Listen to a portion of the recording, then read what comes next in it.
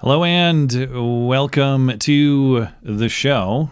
Obviously, tonight is not the usual show. I don't have an intro. I don't have the usual happy attitude I might, or the usual bits at the start of the show that I might, and that's because tonight is it was a terrible day in this country, a terrible day for this country, a terrible day in history, and frankly, one I'm personally very shook up about. I know a lot of you are too. And I just want to talk about it tonight. So joining us tonight is Batman, sitting shotgun. Welcome, Batman. How's it going, folks? I know this ain't the happiest of times, or I know that there are some people here who won't really feel one way or the other. They didn't think that he was enough of an ally, or just didn't know much about him, or whatever. It doesn't really matter. But either way, the impacts of this should be considered relevant regardless, I think. Before I bury the lead, obviously I'm not breaking news to anybody tuning in tonight, but if you did not see, Charlie Kirk, conservative activist, founder of Turning Point USA, shot dead, assassinated by rifle fire today at Utah Valley University during one of his famous events. And it's all on video. It's on, I've seen the close angle. We can discuss whether it's wise to watch that video or not, but it was very apparent based on the video how serious this was. There was some hope earlier in the day that he may survive. It was reported he made it to the hospital alive, but he died shortly thereafter this afternoon. And I was telling you, Batman, before we started, it feels something like a death in the family to me. And I didn't know Charlie. I don't have a personal connection to Charlie. I've never spoken with him. But what I mean by that is beyond just the fact that he was a young father like we are. He was 31 years old. He has two, I believe, young daughters. I'm not sure if it's a boy and a girl or two little girls, but two young children for Charlie. It's beyond just the life circumstance. It's the fact that this is a guy who has made his name, made his career, just speaking his mind. And this is the sort of guy who went to college campuses to have a good faith discussion. And yeah, it got contentious, or it got disagreeable, or however you may, divisive, they want to characterize it. This is a guy who used his words intentionally. He played by the rules to pursue the future that he wanted to see, and they shot him dead. And when I say they, we don't know who yet. I saw the Obama statement earlier today. The motive remains a mystery. We have no idea who did this. In fact, we can trust him. He's a reliable source of information. The other thing I'll say too is the communication from the FBI has been very confusing recently. It's got to load up here, but They arrested a guy earlier today, and then they let him go. There was an older man who people assumed might be the shooter. He was let go. He was arrested for obstruction of justice. Then Akash Patel, the FBI, said that they had arrested who he characterized as the shooter, the subject for the horrific shooting today that took the life of Charlie Kirk. I mean, that implies the shooter, if I'm reading that correctly. We have that guy in custody. Then shortly, a little while ago, saying this person has been released after an interrogation by law enforcement. So really awful communication coming out of the FBI right now. As far as I understand, that means the shooter is on the loose still. We don't know who this person is. But I think what makes this so devastating for so many is it's a guy shot for his ideas. Charlie Kirk was much more talented than most, I think is fair to say. So when I say he's an everyman, I don't mean to demean him or insult him. I just mean that any of us could suffer the same fate for speaking the same truths, for saying the same things. And I think that's why it has me so shaken up. Sorry, go ahead. And the people who did this, who we of course don't know, right? We don't know who they are, would want the same of you if they had the opportunity. Oh, the demon people are out there. And let me set aside the demon people for just a second, because I know I'll have a lot to say about that. Before we get into it, I want people to be clear on tonight's show structure. Obviously not what we would usually do, and I want as much audience participation tonight as people want to provide. So if you would like to call the show, I'll do as many calls as people want to, and just hop in the Discord server. It's linked in the description. You can call and chime in. We'd be happy to hear from you. I also tonight had planned to announce a new voicemail feature, whereby if you don't want to use Discord, or maybe you're busy, you just want to offer a quick thought, but you don't have time to sit around in the Discord server, you can just call the phone number that's in the Discord. You're going to go straight to a voicemail inbox. You can leave a voicemail there, and I will play those in real time tonight. I do get a transcription of them, so I have to make sure that I'm not going to have the feds knocking on my door for the things that are said. But as long as these are, what is appropriate restraint anymore? That's a good question for tonight's stream. But what I'm saying is I'll have the ability to take some of your voicemails, and you can call that number right now and leave a voicemail if you like. We'll get to it later in the show. I'll get to your super chats, and I want this to be an interactive show, because I know everybody's just processing this the same way that we are. But Batman, you bring up the demon people, and they're out there. When I say that, I mean the people who are not just excusing this, but all but dancing in the street over what happened today. And I saw a tweet from our friend Viva Fry earlier, and it just spoke to me, because it's the same sort of experience that I had when I found God. Sometimes we feel like we're expecting God to reveal himself to us, and he does.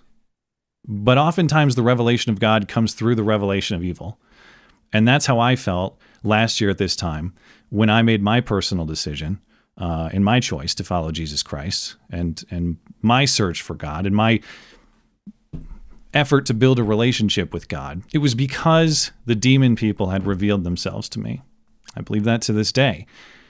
The demon people are out there right now, and I have plenty that we could go through. Frankly, it's kind of sickening to go through a lot of them. But if there's anything that I could say to people, I don't even know what I could say that has a lot of value in this circumstance beyond what you're probably already thinking. It's just watch for those demon people. They are messages. They are indicators that we should observe. And I think my biggest question for tonight, Batman, is how do we beat the demons without becoming a demon? That is a gigantic question. I don't mean to put you on the spot for that, but do you have any wisdom to offer me? Well, I don't have any, biblical wisdom or anything of that description, which is probably maybe what you're looking for here. But doesn't have to be. Ultimately, I think that the same tactics used by different people for different purposes can be written completely differently and can serve different purposes, right? Well, I use the word purposes there twice, but you get what I mean. So let's take killing, for example, right? That can be done justly or it can be done unjustly. But if somebody takes a life and remains a threat to somebody else, and you take that life instead before that person can harm anybody else, that's just, right? That's what we have things like police and the military for. So when you say, how do we not become them? Well, you do that by remaining righteous. You do that by asking yourself questions. And one of those questions is, of course, when is force justified? Right? This person thought force is justified because this dude is talking. But, I mean, should force not be justified against this individual? Absolutely, it should. Oh, of course. And people wonder too, like how is it that this person pulled off this shot? I want to show what is the current understanding is, because I don't know for sure if this was a gun-free zone or not. It was on a college campus, so it was on a college campus, so yes. But this shot was taken by rifle supposedly at about 200 yards, and from a nearby rooftop. And there's a lot of people speculating that implies professional hitman. I'm not saying no, it doesn't for sure. I don't know, obviously, who did this. But as you're maybe getting at, Batman, if you have a stationary target and you are posted up stationary, that is a very makeable shot for the modern rifle, for sure. So Who knows? The other thing I'll say before Trump just released a video message, I want to play some of that, and then we'll get right into your calls. And thank you guys for your patience. I got so many things in my list of stuff here. But did you see this post from an account called @NarjaGalvs on X? Have you seen this yet, Batman? No, I was not familiar with this. Okay, I don't even know how to pronounce the account name, but yesterday, September 9th, this account posts, Charlie Kirk is coming to my college tomorrow. I really hope someone evaporates him literally. Okay, I mean, these people hope for violence all the time, so maybe that's not that telling. The follow-up post, let's just say something big will happen tomorrow, with a big grinning dog. And I want to emphasize this is unconfirmed. This is highly speculative. Could turn out to be total crap. So, I'm not staking my reputation on it. I'm just saying it appears that this account is connected to someone who looks like they're confused about certain things. Never happens. And Charlie Kirk was shot while discussing transgenderism and or transgender violence. I forget exactly what the context was, but it was like the second person who asked a question at today's event. Again, details are thin. I am not saying this is the person. I'm not saying I know for sure that this is the motive or the reason this happened. I'm just saying that whoever this person is who posted, stand by for something big to happen tomorrow, that person needs a knock. And unfortunately, that knock is too late. But before we take some listener calls, Donald Trump just 5-10 minutes ago posted a video on social media. It's about 4 minutes long. I'm just going to let this play and let's hear what the president had to say just a short while ago. To my great fellow Americans, I am filled with grief and anger at the heinous assassination of Charlie Kirk on a college campus in Utah. Charlie inspired millions, and tonight all who knew him and loved him are united in shock and horror. Charlie was a patriot who devoted his life to the cause of open debate and the country that he loved so much, the United States of America. He fought for liberty, democracy, justice, and the American people. He's a martyr for truth and freedom, and there's never been anyone who was so respected by youth. Charlie was also a man of deep, deep faith, and we take comfort in the knowledge that he is now at peace with God in heaven. Our prayers are with his wife, Erica, the two young, beloved children, and his entire family, who he loved more than anything in the world. We ask God to watch over them in this terrible hour of heartache and pain. This is a dark moment for America. Charlie Kirk traveled the nation, joyfully engaging with everyone interested in good faith debate. His mission was to bring young people into the political process, which he did better than anybody ever, to share his love of country and to spread the simple words of common sense. On campuses nationwide, he championed his ideas with courage, logic, humor, and grace. It's a long past time for all Americans and the media to confront the fact that violence and murder are the tragic consequence of demonizing those with whom you disagree day after day, year after year, in the most hateful and despicable way possible. For years, those on the radical left have compared wonderful Americans like Charlie to Nazis and the world's worst mass murderers and criminals. This kind of rhetoric is directly responsible for the terrorism that we're seeing in our country today, and it must stop right now. My administration will find each and every one of those who contributed to this atrocity and to other political violence, including the organizations that fund it and support it, as well as those who go after our judges, law enforcement officials, and everyone else who brings order to our country. From the attack on my life in Butler, Pennsylvania last year, which killed a husband and father, to the attacks on ICE agents, to the vicious murder of a healthcare executive in the streets of New York, to the shooting of House Majority Leader Steve Scalise and 3 others, Radical left political violence has hurt too many innocent people and taken too many lives.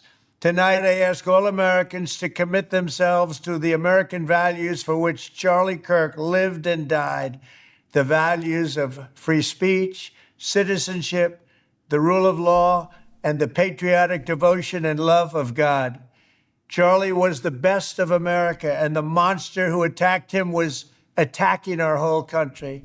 An assassin tried to silence him with a bullet, but he failed because together we will ensure that his voice, his message, and his legacy will live on for countless generations to come. Today, because of this heinous act, Charlie's voice has become bigger and grander than ever before, and it's not even close. May God bless his memory, may God watch over his family, and may God bless the United States of America. Thank you. Okay. Yeah, hard to argue with the points. I'm sure many will. I can't wait to hear how political it was and how, yeah, but more right-wing violence. Yeah, but both sides. Yeah, but Charlie said divisive things on college campuses. I mean, I have infinite news clips here, especially from MSNBC, and maybe we'll get into those later, Batman. Leading with the idea that because he was divisive. First of all, Charlie Kirk, very mainstream conservative views, okay? The idea that he was especially divisive or controversial. You're about to find out if you think he was divisive and controversial, because as many on X are observing, if you think he is controversial, the person who replaces him is going to be much more so. And anyway, your reactions to that statement? The person who comes next is going to, the person who comes next is going to be less so, because more people are going to start falling onto that side. Could be, yeah. Like, you didn't just shoot somebody and people are just going to cower in fear. We're not the World War II generation. I'll give you that, but people aren't just going to, by and large, bend over and let this make them fly left. And that would be my hope. And obviously, I'm trying to process this in the same way all of you are. So it's not like I have some great wisdom to offer here. But my initial reaction is, no matter what you do in your life and how outspoken you are about your views or not, you cannot allow an incident like this to intimidate you. You cannot allow this sort of senseless attack to change the way that you live your life. And if I have one ask for everybody out there, myself included, it is please be more outspoken in whatever your role in life is, in your workplace, in your school, in whatever clubs, organizations you belong to. They tried to silence him. They tried to silence his words with bullets. And that's, I think, because there are a few possible reasons why. Because they feel empowered to do so, like they have the control necessary to get away with that sort of thing, or because they're losing so badly that they're desperate, that they're cornered, and that they're more dangerous than ever because of that. Whatever the situation is. Yeah, go ahead. I think it's some combination thereof. I think they have the control. I think they think they're losing that control. And now it's time to exercise that control in order to make sure, A, that they don't lose it, and B, because they delight in the deaths of people like us. Yeah, like these people, you called them demon people earlier, which is something that I think is ultimately far more insulting than anything I've said. Even though, I'm sorry, if you're dancing on the grave, you're a demon person. Yeah, you are. No, I mean, I'm not disagreeing with you. Yeah. Like I shouldn't say I'm sorry. I'm not. You're a demon person if you do that. Yeah, I absolutely agree with you. And I mean, usually I'm the one who comes out here with the sharp tongue and, says these people can go fuck themselves. But ultimately, when you exhibit this kind of behavior, right, and this isn't even the first time, right? They took a shot at Trump. It's by, a stroke of luck that they missed twice. And if they had succeeded, can you imagine the kind of response that there would have been, right? Yes. People are still processing right now, but what happens next? Right. This isn't the shooting of that Aaron. What was his name? Aaron. You talking about the Portland guy? Yeah. I forget his last name, but this is the guy who was shot by the deranged Antifa dude, the Proud Boy guy who was shot by the deranged Antifa dude. Yeah. Right. Who was just a regular person. Charlie Kirk was ultimately not just a regular person. Whether you agree with him or not, whatever, it doesn't matter. He was a household name. We got So now we have not just a martyr, but a famous martyr. And this news will spread much further than a random Antifa murder. And you will get people who have been sort of on the left, but are kind of like, well, I don't like this violent stuff. And, but I still kind of feel like the message of the left is correct and stuff like that. You're going to lose those people. You will. As few of them as there may be right now, because we're so very polarized, but you will lose people for this. We got plenty of people looking to chime in, so I'm just going to hop into it, Batman, and let's see what people have to say. Skulldugger, are you there? I am. Hello. Go ahead. What's up, dude? Glad to hear from you, man. I mean, I was looking forward to the return of the call-in show, and I'm certainly not enjoying the special edition that we have tonight, but I'm going to go ahead and make my comments quick. You've got like 18 people who have shown interest in calling in tonight. That's great. So. Yeah. Appreciate everybody getting in line. Thank you, guys. So I'll get in, I'll get out quick. Just one of the things that I want to say is I'm really disappointed at the number of instances of the out of context quote from Charlie Kirk in a 2023 interview where he said, I knew this was coming up. Yeah, where he said along the lines of, it is a reasonable, it's an acceptable loss to have some gun deaths in order to preserve the liberties of the Second Amendment, and other rights. Yeah. And so a lot of people are throwing that around as he was okay with what happened to him. And he was asking for it. Yeah, he's asking for it, basically. It's really gross. It's really gross. The types of people who I've seen sharing this, a lot of them are people who I know are churchgoers. But of course, I'm also in the lefty haven of the San Francisco Bay Area, so we don't think correctly here. By the way, even if he, so what do your shit galoshes look like now? Even if that wasn't out of context and that was his sincere belief, they presented as though he was pro gun violence. Well, he got exactly what he wanted. First of all, he was not pro gun violence. He's pro defending himself from psychopaths like you. Second of all, even if that was his authentic view, which it wasn't, you don't shoot people for it. What kind of psycho? It's not just what this country's about. It's what basic morality is about. I'm so sick of these posts of words that he said, whether they're in context or not, purportedly showing that this was somehow justified, deserved, or something he wanted. You people are sick. More than that. Yeah. More than that, if these people continue to post this kind of stuff and continue to sort of prod and barb and jibe over something, or that jibe, is that the right? Whatever. Go with it. We make up words on this show. It's fine. Yeah. Over something that is clearly so emotionally charged for so many people, you're going to get people who start agreeing with you and not in the way you want. Okay, you're going to kill us. You're going to kill us for our words. All's fair in love and war, motherfucker. There's deranged opinion that Charlie Kirk himself is responsible for death and suffering based on the words that he said. Now, he doesn't. I'm not dismissing Charlie's opinions. I think he argued very well and presented himself very well. But I'm unaware of a single Charlie Kirk opinion that was remotely related to people dying, people suffering, anything like. I don't even know what they're talking about. It's just attributed to him. Well, the guy caused a whole bunch of suffering around the denied basic human rights. Well, that's what you get. Right, and again, the more that these people spout this stuff, the more that people like us are going to start believing them. When people tell you who they are, right? So if these people don't respect your human rights and think that because of your opinions you should be exterminated, the only potential way that we survive is self-defense. Yeah. Yeah.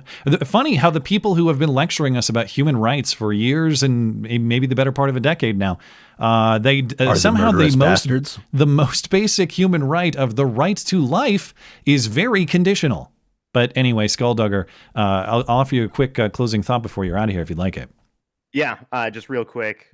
So Charlie Kirk was a kind and decent man. So whatever opinions you have of him, I think everyone can agree that he at least conducted himself as a kind and decent person, and he was shot for it. Yeah. The person who comes next might not be. Yeah. Good luck. That's exactly what I was talking about. Yeah. Thank you, Skulldugger. Thank you. Appreciate your call. You guys have a good night. You Have a good one, man. Okay, let's talk to LOL. LOL, are you there? Yeah, how you guys doing? We are well. How are you? Well, I mean, considering. Yeah, it's been a hard day. Very, very emotional. Mhm. The one thing I wanted to kind of get your thoughts on is, well, I'm worried about the reaction the right's gonna have tomorrow. Like everyone's crying today, but what tomorrow's gonna look like has me a little bit nervous, and I wanted to know if you had any thoughts about what the Nervous how? What makes you nervous? Fearing a violent response. Hmm. Eye for an violent eye. or yeah, people going more radical. I saw a tweet, I have no idea who it was, who said that and I'm paraphrasing, that bullet is the one that very well may have killed the moderate right. And I think there might be some truth to it, because I'm not crazy or radical at all, but man, I feel the call, because it hurts. Like what happened hurts, and what's been happening, it hurts so bad to see, Well, here's my response to that. I understand that you fear tomorrow, but ultimately, on the one hand, the world will continue to spin on as it always does, right? Oh, certainly. We look at what's happened over the course of the last few years. We and think about what Trump said there during that speech. They've been shooting us for a long time. Right? They've been doing it with Oh, yeah. impunity, and in certain cases, they've gotten away with it. Right? Mhm. With a slap on the wrist, ultimately, for their movement at the very best. Now, I would not fear tomorrow, because the world will continue to spin on, but there might be more people now who are willing to step forward and correct things. Yeah, I would. I understand the nervousness, but I would hope for the best here, and I would hope that people choose to take a stand of leadership in their places of influence, like we were talking about. Obviously, I don't hope for senseless violence, violent retribution, as in picking out a random person and attacking them or something like that. What I hope for is a much more stern attitude in confronting the people who not just present this ideology, but insist it upon everybody and enforce it upon everybody. That's what I'm hoping for. And when I talk about avoiding living in fear, obviously I don't want people to live in fear of the type of leftist psychopaths who are committing this violence. But I also think we shouldn't live in fear of the sort of thing that you're talking about, which is, I suppose, revenge violence from people who generally agree with us. If you take the sort of leadership against this ideology in your places of influence, if you can pair that with a sort of moral leadership that allows us to fight the demons without becoming the demons, that's what I hope for. And I think we can all play our part in our spheres of influence to make sure that that happens. Whatever the next few days bring, LOL, I just hope that you're able to overcome nervousness and fear, because that's no way to live. And no matter how we move forward, we don't want to do so with that experience or that emotion. Agreed. And Yeah. also remember, part of the reason we dislike the left so much is because they display no principles. But part of the reason why we align ourselves with the right is because generally, I'm not saying everybody on the right or, whatever, but generally they have principles that align with our own. And usually you don't see rightist violence, even after they take 2 shots at Trump, even after they shoot Steve Scalise, even after they show up outside the home of Brett Kavanaugh and threaten him. You don't see right-wing violence. You don't see Republican gangs of burning psychos. Yeah, the fact that there isn't a wandering riot around right rural now. areas, burning down their own shit. Yeah. Right? There should be looting happening right now if this was a very serious concern. Yeah, every farm in Iowa should be fucked right now. LOL, you get No, last I thought. I like that a lot. I really appreciate it. Do you have like I don't know if you already mentioned it. Any thoughts on the people who are celebrating it? Like the idea that um they kind some of them want us dead, you know? Oh, Or absolutely. people who Not some. yeah. Not some. If they Uh, had the balls, they'd be more proactive. These are the sort of people that if they could press a button and kill you and get away with it, they'd press it before even thinking about it. And these are the people who don't understand, don't operate by, don't abide by any sort of moral framework. This is why I say that they are the demon people. I don't mean that to mean that they're Beelzebub. beyond salvation. I want these people to see the truth. I want these people to come to moral truth, moral revelation, and to meet God. I hope they do. Amen, But it's the sort of evil that cannot and should not be tolerated. And when they're revealing themselves, I think all you can do is just take note of it. Okay, you can call it out, you can push back on it, but I'm watching who is saying what here, and I'm noting who I can trust and who I can't. Obviously, most of the people in my circle are not the dancing people, but there are people doing a little bit of dancing that, I don't know, kind of surprised me. I shouldn't be surprised at this point. It's not just dancing. It's like, it's explaining it away. Like, well, didn't Charlie have something to do with this? Isn't he at least partially responsible? I'd put that on the same level as dancing. If you're the kind of person who said, well, this is what he believed about gun violence, he asked for it, fuck you. Yeah.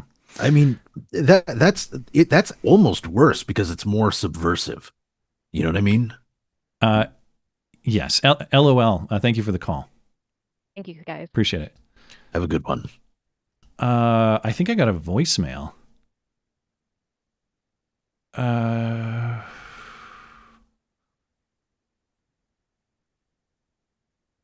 going to come back to this voicemail. Thank you to the caller. I don't know that the transcription was accurate, so let's see. We're testing the tech in real time. But thank you for the call, and I'll come back to that later on in the show. Ctron, let's get Ctron in here. Ctron, go ahead. Ctron, are you there? Yeah, I'm here. Can you hear me? Yes, sir. Yep. Go ahead.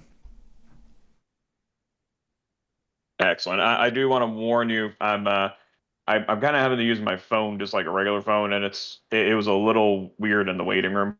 Sure. Why don't you just get your thoughts out and we'll respond to them? Excellent.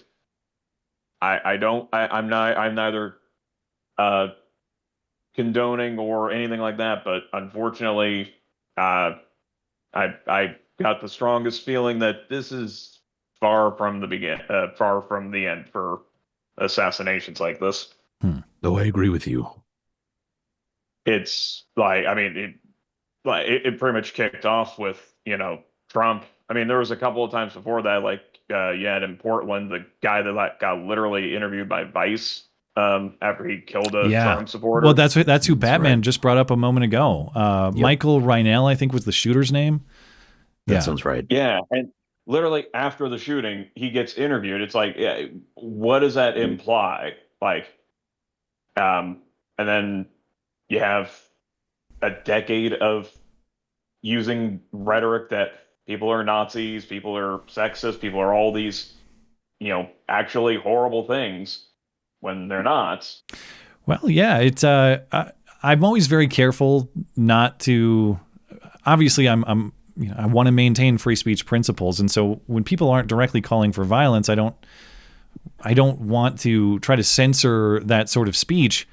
However, just logically, and to the point you're making, if you are seriously arguing that your opponents are whatever slur you want to use, Nazis, white supremacists, whatever it is, some existential threat to society, if you are seriously arguing that, does that not compel some sort of forceful intervention? And unfortunately, now we're seeing that realized, I think. These people actually believe it. A lot of them do. Yeah, and they've been calling us literally Hitler for as long as I've been politically active, as far as I'm concerned, right? And I mean, when you think about Hitler, what's the first thing you think of? Oh, well, there's that paradox. If you could go back and kill baby Hitler, would you? Because it would do a great service to the world, but it also means we wouldn't learn that particular lesson, right? That's the whole idea. Killing Hitler here is considered a boon. So when you start calling your enemies Hitler and Nazis, it means you want them dead. You started with that, and it's only going down the track you already set.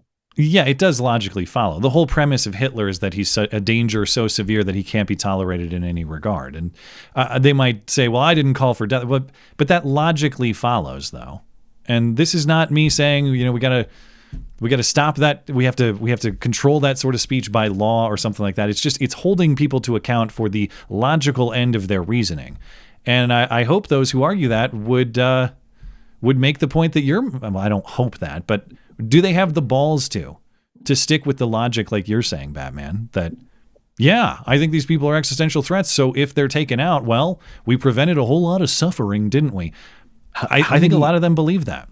I do. Yeah, I absolutely agree. And how many shootings do we need to see before we realize that they're serious about it? Yeah, I understand why they want gun control so bad, because they don't want guns in their own hands because they're unhinged. Sorry, Citron, go ahead. I didn't mean to speak over No, you're good. Yeah, honestly, yeah. It's what's kind of funny is you can kind of start to see how many people it was just an act just to get people to do what they wanted. Because after this, you see so many of them going, "Ooh, yeah, thoughts and prayers," and this horrible, the rhetoric needs to stop. And Brian Krasenstein, yeah. Sorry. Oh yeah. Him. I don't know if you know this one dude, Evan Loves Wharf on Twitter, and like a few other people. They're like, "Oh, this was so terrible," and then political violence should never happen. We don't condone this. This guy's a Nazi. Literally, he did like the Evan dude. He said it like, I think like only like a few days or like a week ago, called Charlie Kirk a Nazi, and like Matt said, what's the biggest, most common thing you do in any media involving Nazis? Usually, a lot of them are going to die because no one actually likes those, legitimately. And how many times has Hitler been killed on film? I mean, exactly. Thank you, Citron. For good reason, but then you associate regular ass people with one of the greatest evils ever. And that's the thing about Charlie, because he was demonized in that way. I say this as I'm calling them demon people, but they are, and he wasn't. So that's the difference. He was demonized in that way, despite views that are representative of at least half the country. And so when Charlie becomes this everyman like that, it's not to say that if he had more extreme views, this would be justified. It wouldn't. It tells me that if you can apply those sorts of labels to Charlie Kirk, who represents the values and the beliefs of at least half the country, and make him logically eligible for death, even if you're not willing to say it, everybody is. Or at least everybody who votes that way. Everybody who generally aligns with that worldview. So they should consider themselves extremely lucky that we do not follow their train of thought. Yeah. Because if we did, we're way better armed than they are. That's going to go. I agree. There's going to be if this trend continues, and it may happen anyway now, we're undoubtedly going to see somebody do something retaliatory, right? The only reason it hasn't happened already is because we generally on the right are a more principled bunch, and there's a lot less mental illness involved with our ideas. Citron, I got to let you go, but I thank you for your call. Oh, I appreciate taking it, and you guys stay frosty out there, especially having your opinions out on the internet. This is exactly why I moved somewhere where I can go everywhere I want with a gun. All the best, Citron. Oh, he's out of here. Appreciate his call. Okay, Zhang. I'm never going to try to pronounce this name ever again because I've failed every time I've tried. But go ahead, sir. Evening, gentlemen. Zhang. Yes, but just call me Justin. That's right. I was going to say that, but then I always confused my Justins and Jasons, and I didn't want that embarrassment. No, you're good. I was following the whole situation while I was going about my workday, and when I found out he had been shot, and then especially when I found out that Charlie Kirk had died, I was just like, oh gosh, my kids are the same age as his kids, and I saw that video that people have been posting about him interacting with his kids and just being a good dad. I was just like, oh gosh, I got to get home and hug my kids. It was heartbreaking for our family today because my son just turned 4. Calvin just turned 4, and he can understand concepts. So mom was very upset, and obviously dad was too, but mom was pretty broken up. And I'm having to explain to him, because oddly enough, and I don't mean to take your time, Justin, so I'll give you plenty, but yesterday I took my son to the grocery store, just him and me. We don't often go out, just him and me. And we were coming back, and I feel very fortunate to live where we do, because it's a pretty safe place. And I don't remember what prompted the conversation with my 4-year-old in the back seat, but I said to him, you're a very lucky boy to live in a place like this, because there aren't a lot of bad people who do bad things here. In other places, you have bad people to worry about who want to do bad things. So I just hope that you are thankful and you understand how awesome of a place you live in. And then today we had to explain to him, as he was trying to understand why mom was so sad, one of those bad people took daddy away from this family. It would be like... Just one? I mean, what about the that Ukrainian chick that sort of made putting holes in necks a theme of this week? Yeah, what I'm saying is, like, in this situation, the bad people we were talking about yesterday took him. And it would be like if someone took me from you forever and you never got to see me again. And I know it's that father of young kids angle, not that this is justified against anybody, but it really is a tough one to endure emotionally. I really definitely processed that differently than you did, Matt. How so? And Justin, I'm coming back to you, I swear. Sorry for the delay. Sorry. Yeah. You struck a chord. I definitely processed that differently than you did, because then, you messaged me later and you were like, wow, this is really messed up. I feel kind of numb. And my response to you was, I don't feel the numbness. That's not what I feel. I feel a burning fucking rage. Right? Like, I don't know, maybe LOL earlier was afraid about me, because my first thought was, find this person, whoever he is, all these conservatives in this crowd, and rip him apart with your bare hands. Send a goddamn message. Now, obviously, I don't really believe that. That was just my initial thought, but that was sort of the way that I processed that. Does that make any sense? Yeah, I see people expressing a lot of confusion about the mixture of sadness and rage, and I was more on the sadness end of that today. But they're companion emotions here. Maybe we were on opposite ends of the spectrum, but they go together. Justin, go ahead, and thanks for your patience. Absolutely. Real thing I wanted to talk about was just everybody online who styles themselves as an accelerationist, who really wants this big revolution to come, who wants the big climactic showdown between left and right. No, you don't. I'm just going to tell you, you do not want this to go hot. I'm seeing it a lot more on the right, and understandably so, but if this goes kinetic, this is not going to be a nice little civil war with well-drawn, understood, with well-drawn and understood lines of combat. This is going to be a civil conflict, and because we are all mixed in with each other. Yeah, it's terrifying. There's no Mason-Dixon line. This is going to look like a fucking zombie movie. Yeah, exactly. The separation is not at all clear. I think as I watch these demon people online, and maybe they're not as real as I think they are. I hope to God they're not, because the volume of these comments and the interaction on them and the engagement with them is gigantic. And I'm thinking to myself, that's not like 5 kooks who happen to find each other on the internet. That is tens or hundreds of thousands of people, meaning many of them walk among us. They're at the grocery store. They're at the post office. They're with you in whatever day-to-day activity or errands you may be doing. And you have to, I have to wonder on a daily basis, who here would like me unalived and disappeared if they could? Can I give you a hint? Go Look ahead. for the t-shirts with the sleeves cut off, the septum piercings, and the pink hair with the shaved sides. You know, the degenerate faggot camouflage. They have some physical cues sometimes. There's a don't they? uniform. Okay. Well, keep an eye out for that. Justin, do you have any closing thoughts? Well, apropos of a couple calls ago, there's a phrase I saw online that just keeps sticking with me.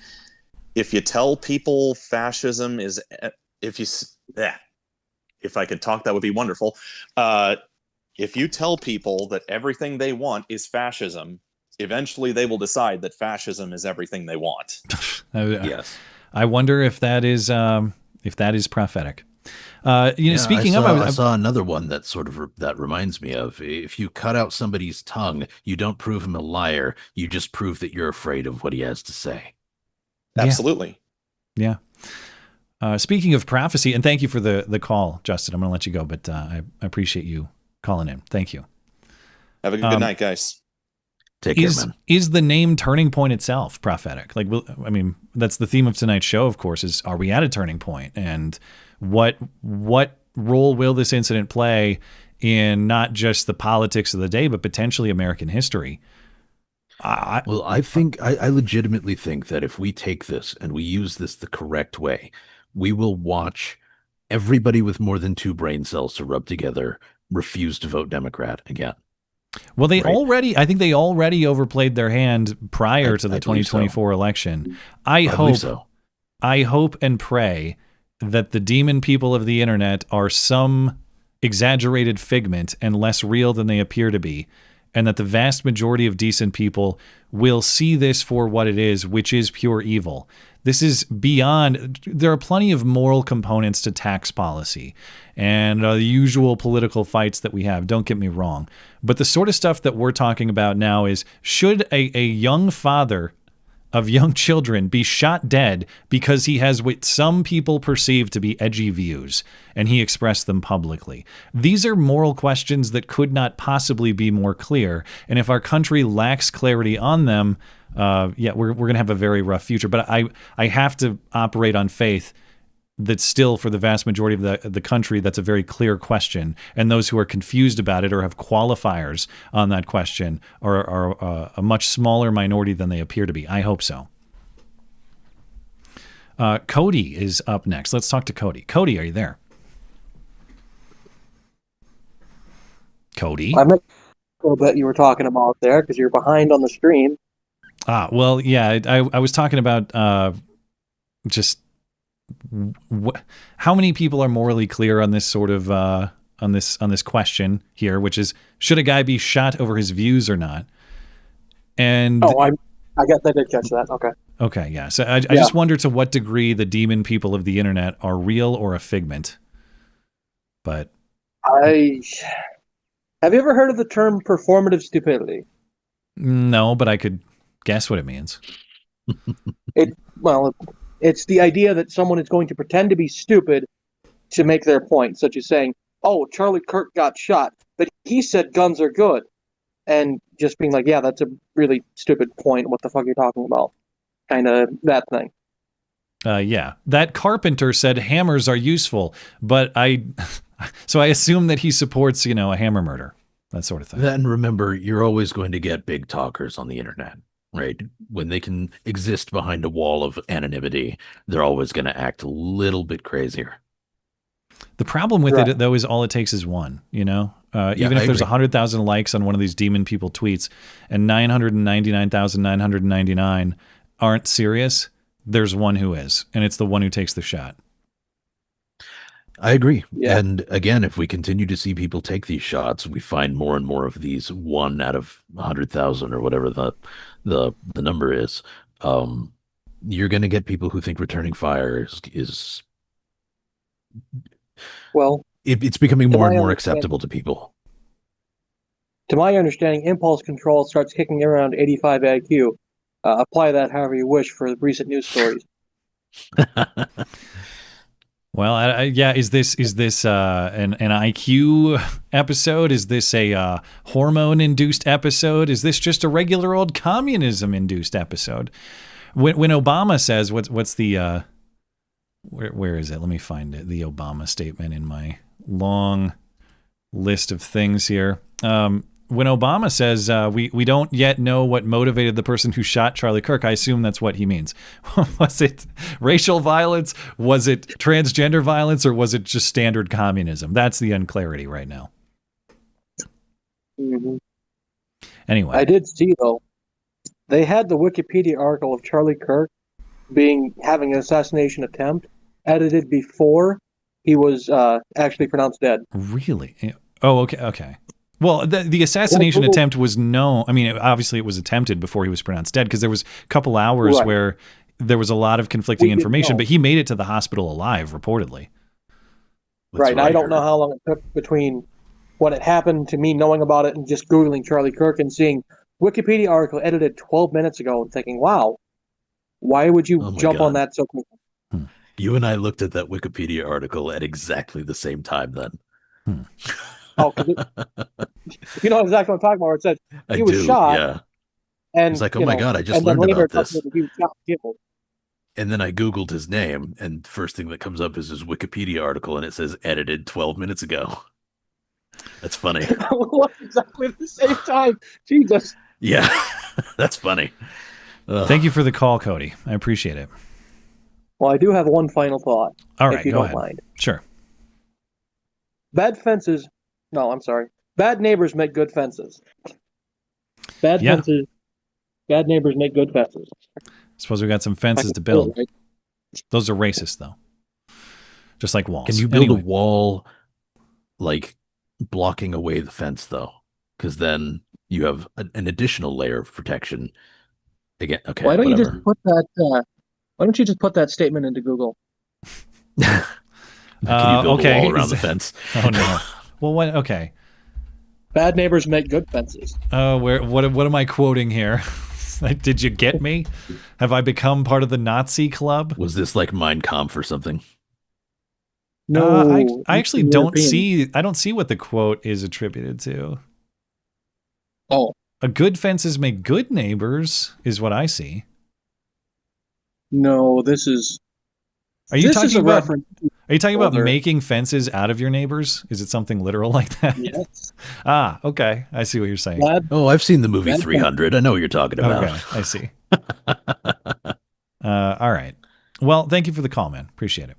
Oh, he's already out of here. Tell you what, let's take a quick voicemail break, Batman. I got a couple voicemails. I just want to play some thoughts from some callers here, and maybe we'll give a quick response. And now with the voicemail system, I don't actually have your name, so I'm just going to call you caller 1. Hey, Matt, long-time listener. I'm still in shock over what happened to Charlie Kirk, but, I just keep thinking of those words from George Orwell. The further a society drifts from the truth, the more it will hate those who speak it. And I think that's ultimately Charlie's legacy, is that he spoke the truth, even when people didn't want to hear it.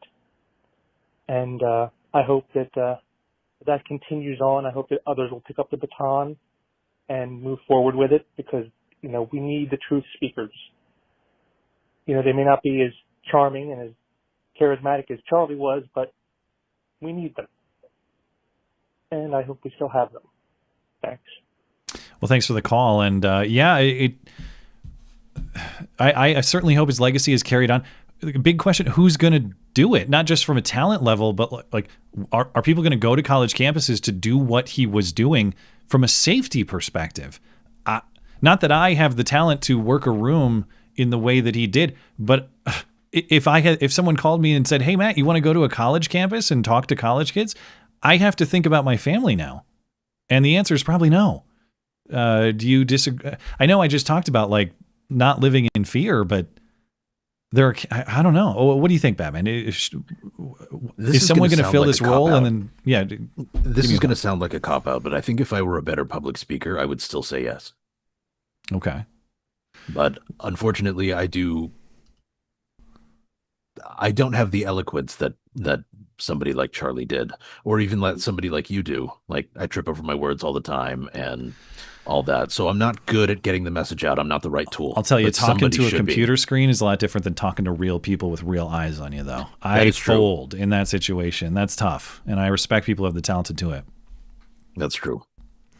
Anyway, I see there's another voicemail. This one's about 3 minutes long, and so I'm gonna have to. If I have time, I'll get to it. I appreciate your call, but I gotta probably keep things moving there. All right, all killer, no filler. All killer, no filler. Are you there? Hey, Matt. Hey, Batman. How are you guys? What's up, man? What's on your Man. mind?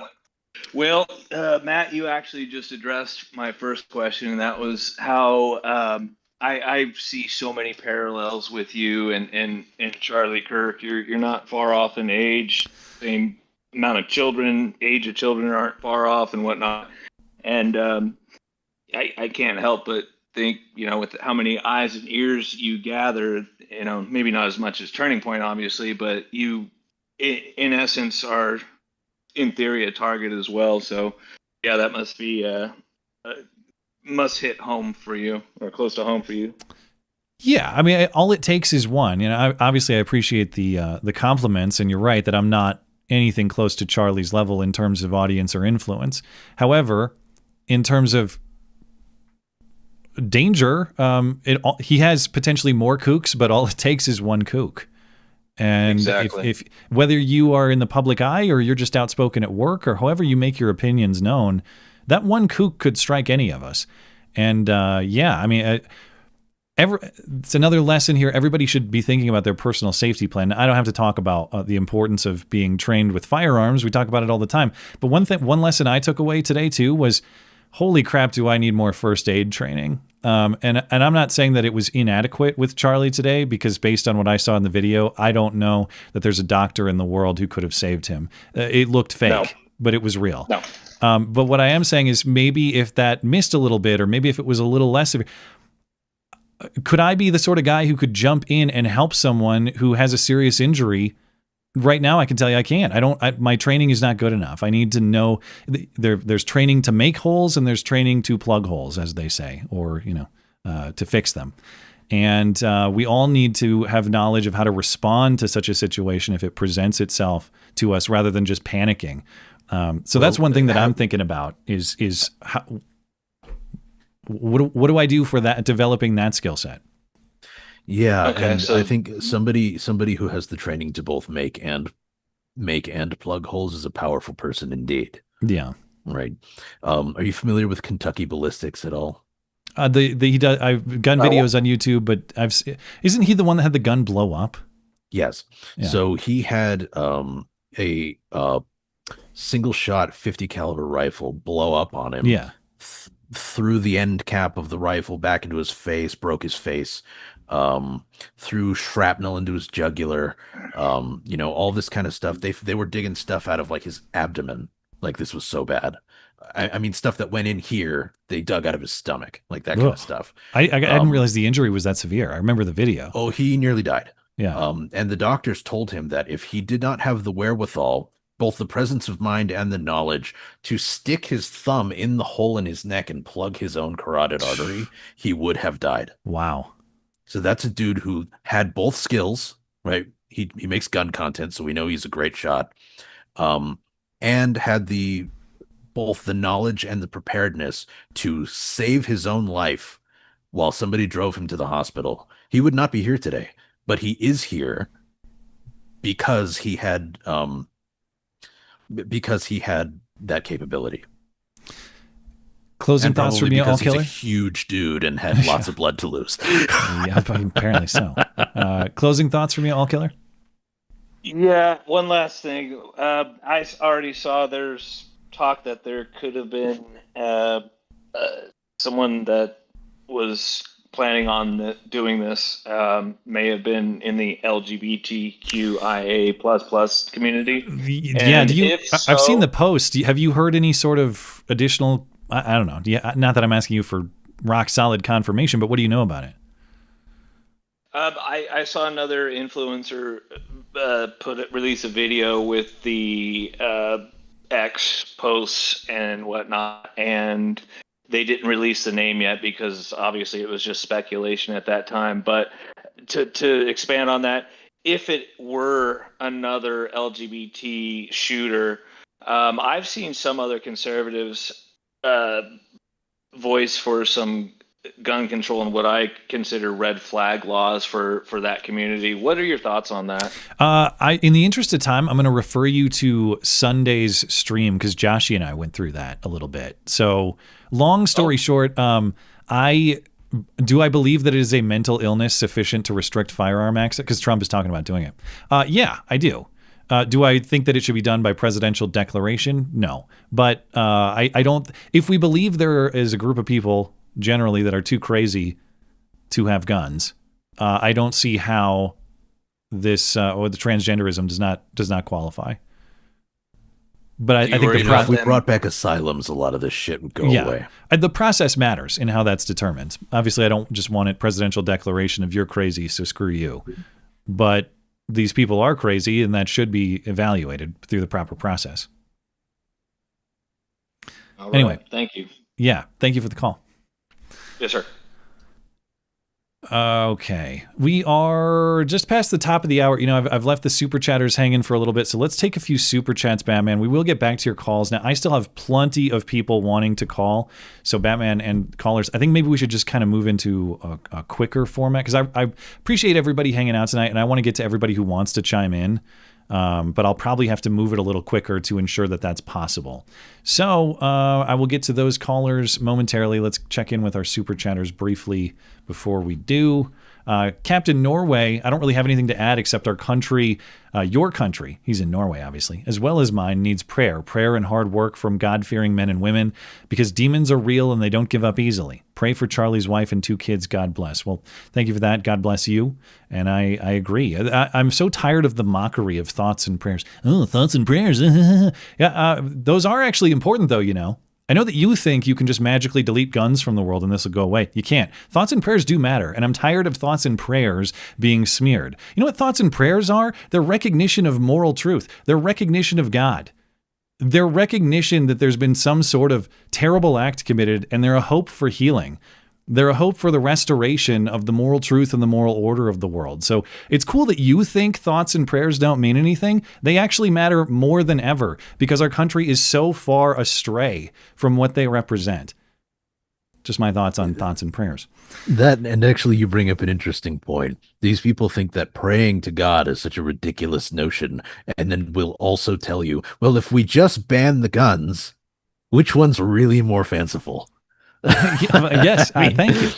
I know that you have questions about, you know, religion and faith that we've talked about, Batman, but see, there are greater fantasies, and you've identified one right there. No, I told you, I've been open to the idea. I just haven't been convinced. Yeah. Well, these demons will convince you. Just you wait. Oh, dude, we're getting there. Esoterica Unbound. It's been the same since Bloody Kansas. Democrats got to Democrat. I don't necessarily know the history there, but I gather, you know, Civil War stuff. Thank you, Esoterica Unbound. Hope you're well. Alan Smithy, remember when the talking stops, the shooting starts? Yeah, exactly. Now, you guys, you think you're going to stop talking with guns? Well, then I guess guns it is, if that's what you want. But I promise you, it's not what you want. Yeah, I mean, in shooting, like the most milquetoast conservative there is out there, who has just lived his family life, and he goes out and speaks his mind, and you know, occasionally he'll get a, you know, he'll taunt somebody in front of a crowd for the purposes of making his point, but that's roughly as sharp as his fangs got. Shooting him is like taking a pickaxe to a dam because you're angry at it. Yeah, that's a good metaphor. Good luck. The Lead Hound. Ban the Democrat Party, arrest their leaders. Any debate is over. They either denounce their ideology or declare themselves our adversaries. Yeah, not the country I want to live in, of course. However, if this country is now one where the opposition is met with violence rather than good faith debate, which is what Charlie tried to do his whole life, I'm not saying I want all Democrats arrested tomorrow. What I am saying is the further you move in this direction of meeting words with violence, that's what you get. That is the direction that people have been working towards. So, and I have the video. It's kind of long, but there was an attempted moment of silence for Charlie Kirk on the House floor, and I'll play just a little bit of that. What purpose did the gentlelady from Colorado rise? Anna Paulina Luna trying to get a moment of silence, and Democrats getting all upset.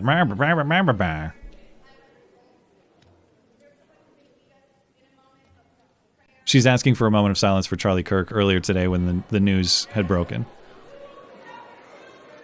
No, you're in favor of children dying in schools. Let's wait a minute. The House will be in order. Anyway, it was apparently controversial to have a moment of silence for Charlie Kirk earlier today on the House floor. I had not seen that either. That is, you know what? I'm just going to put it this way. If they want to antagonize us to the point of violence, I hope they do it soon, right? Not that I want to see a country like that, but I do hope they do it soon, where they're going to have the majority of Americans and the federal government effectively on one side and them on the other. You know, I refer you back to the pickaxe versus the dam thing. Yeah. I mean, this is really the dumbest time to pull this kind of stunt, right? Yeah. Well, I still haven't heard any word, and I know Tim is monitoring as far as like I should refresh the live feed, see if there's any news on the arrest and who. There's a statement from Melania Trump. Well, they said they got the guy, not the old guy, but somebody else, but they hadn't. Well, but then Kash Patel said they didn't have him, and it looks like that's the latest Kash statement. So, I as far as I'm aware, there's no further information officially on an arrest. Yeah, Kash, his most recent tweet is 2 hours ago saying that they released the guy that they had. Well, I'm seeing that same little like diagram that you brought up.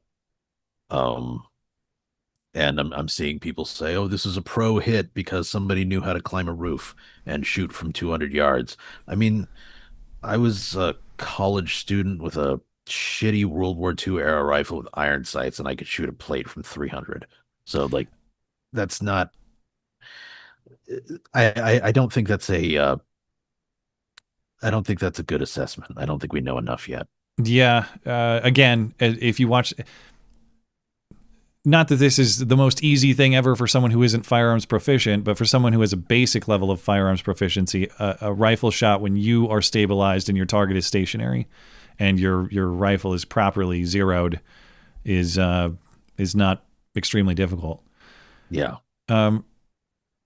Risen Victory. Take a drink from Charlie and another for Jesus Christ, who today has given Charlie the Risen Victory. Well, thank you, Risen Victory. And of course, God bless Charlie, God bless his family, and God bless you. And all the best. I appreciate your support for the show. White Turkey, God loves Charlie. Charlie loved God. I know that. And that's what matters most, first and foremost. So God bless him. Brendan Johnson, what makes the grass grow? Water, soil, nutrients? I gather there's probably some broader meaning to that, but it escapes me. Thank you, Brendan. Long Dong John, the look on Irina's face on the uncensored stabbing video, which of course I plan on talking more about that tonight. This is the Charlotte train stabbing victim.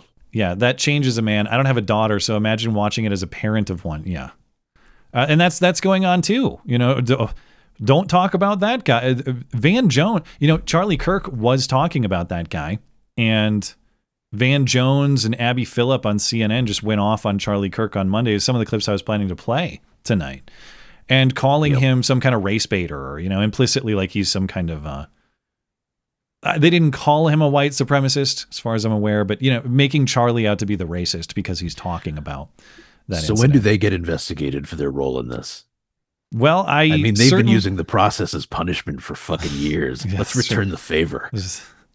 The due process is the punishment. Maybe this is where the principles align, Batman. Yeah, this is one of those ways in which we can return fire, and it's totally justified. Yeah. Irish Nat, first they ignore you, then they ridicule, then they try to silence you, and after that you win. Yeah, unfortunately they do silence some, and they've silenced Charlie, but you know, as Trump said, there's going to be a hell of a legacy here, and I hope people do pick up the torch. I the bravery that he showed and what he did will be inspirational to me for a very long time. I can tell you that. And like I said, I'm not even someone who knew Charlie or followed him especially closely. But anybody who has the courage to go into the arena of people who largely disagree with you, stand toe-to-toe with them, and not just defend your views, but do it in a way that is completely respectful. That's actually one of the hardest things to do. I know that people love in the internet era blood sports and dunking, and trust me, I appreciate the internet entertainment factor of some of those things too. But what I mean, based on what I've seen with Charlie Kirk, is not just the ability and willingness to engage with the opposition, but to resist the reflex to be cruel, to be rude, to be awful to them, even though many of these people wanted you dead, are probably happy you're dead now. I'm just saying, Charlie, whatever your views on his opinions were, people had opinions about everything he had to say. He strikes me as a very, very good man with a lot of appropriate moral restraint, and I respect the hell out of that. And so I hope that will be carried on. Ryan Allen, if you strike me down, I shall become more powerful than you can possibly imagine. Charlie Kirk. Well, he's the old Obi-Wan Kenobi. I hope so. I mean, that's all you can hope for at this point. Obviously, I hope the best for that family, but I hope that even as senseless as this was, that there is some reason for it, that there is some purpose for it, that there is something that comes out of it, so that was not all in some sort of waste. And I don't think it's going to be. This is not going to be what you talk about, things that kind of like come into the news cycle and they're gone the next week. Granted, it's not going to be, not everybody's going to be talking about Charlie Kirk every week from now until infinity.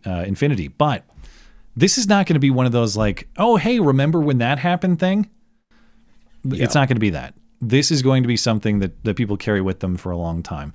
Esoterica Unbound, speaking unselfishly, one thing that bothers me about this is that I have longtime friends who I'm sure are in private voicing smug satisfaction that this occurred. Well, this is what I'm saying about pay attention to the demon people. I'm not telling you who to be friends with or who not to be.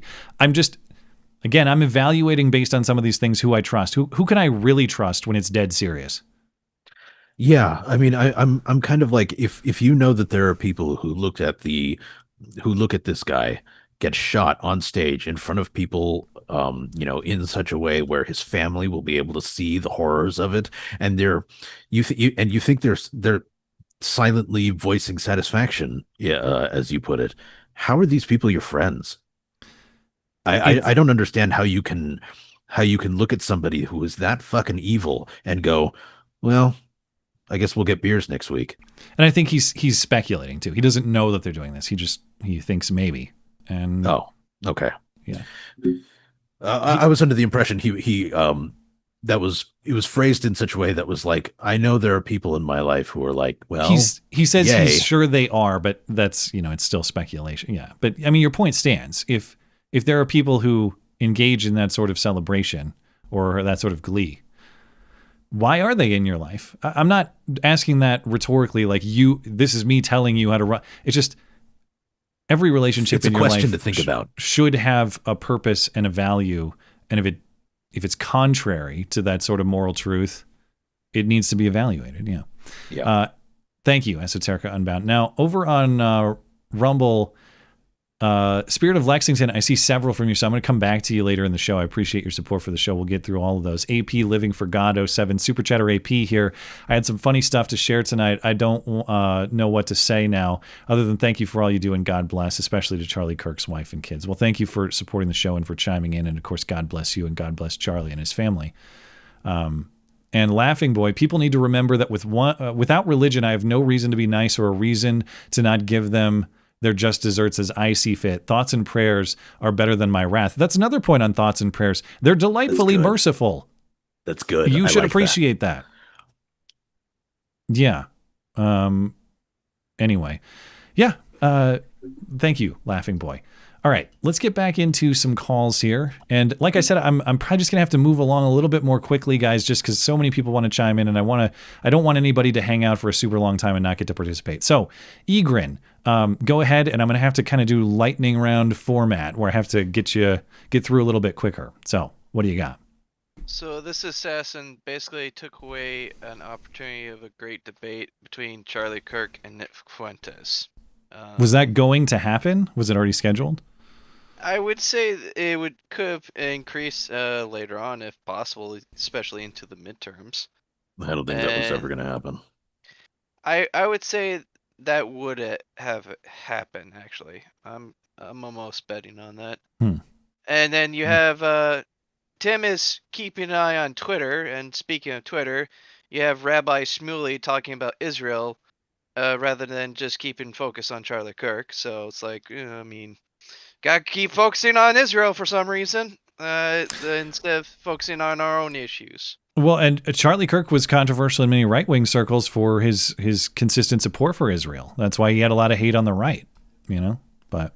Yeah, I saw plenty of people on ostensibly on the right who were basically going, well, another Jew lover down, right? Not that many, of course, but I haven't seen that one, but yeah. Well, I've seen it a couple of times, and only because I occasionally stick my head into places I shouldn't. But I would say that's mainly probably pagans, but I would say for the most part we try to at least debate him. I would say Dave Riley from the Backlash even talked to him. It's like, does gay sex is that really being conservative? So I would say we've had plenty of conversations with Charlie Kirk and have been I would say more formal about it and going through the lines, just trying to talk to him. I don't. Yeah, I would be. Let me put it this way: I would be completely shocked if the person who killed Charlie Kirk was of some sort of right-wing conservative persuasion. That would blow my mind. 0.00001% chance. Yeah. Anyway, thank you, Egren. I appreciate your call. Yep. Have a good day. You as well. All right. Next up is Miss Malevolent. Good to hear from you, Miss Malevolent. What do you have for us? Oh, it's been a long time since I've heard from you. Yeah, an unfortunate And it will be longer, it seems.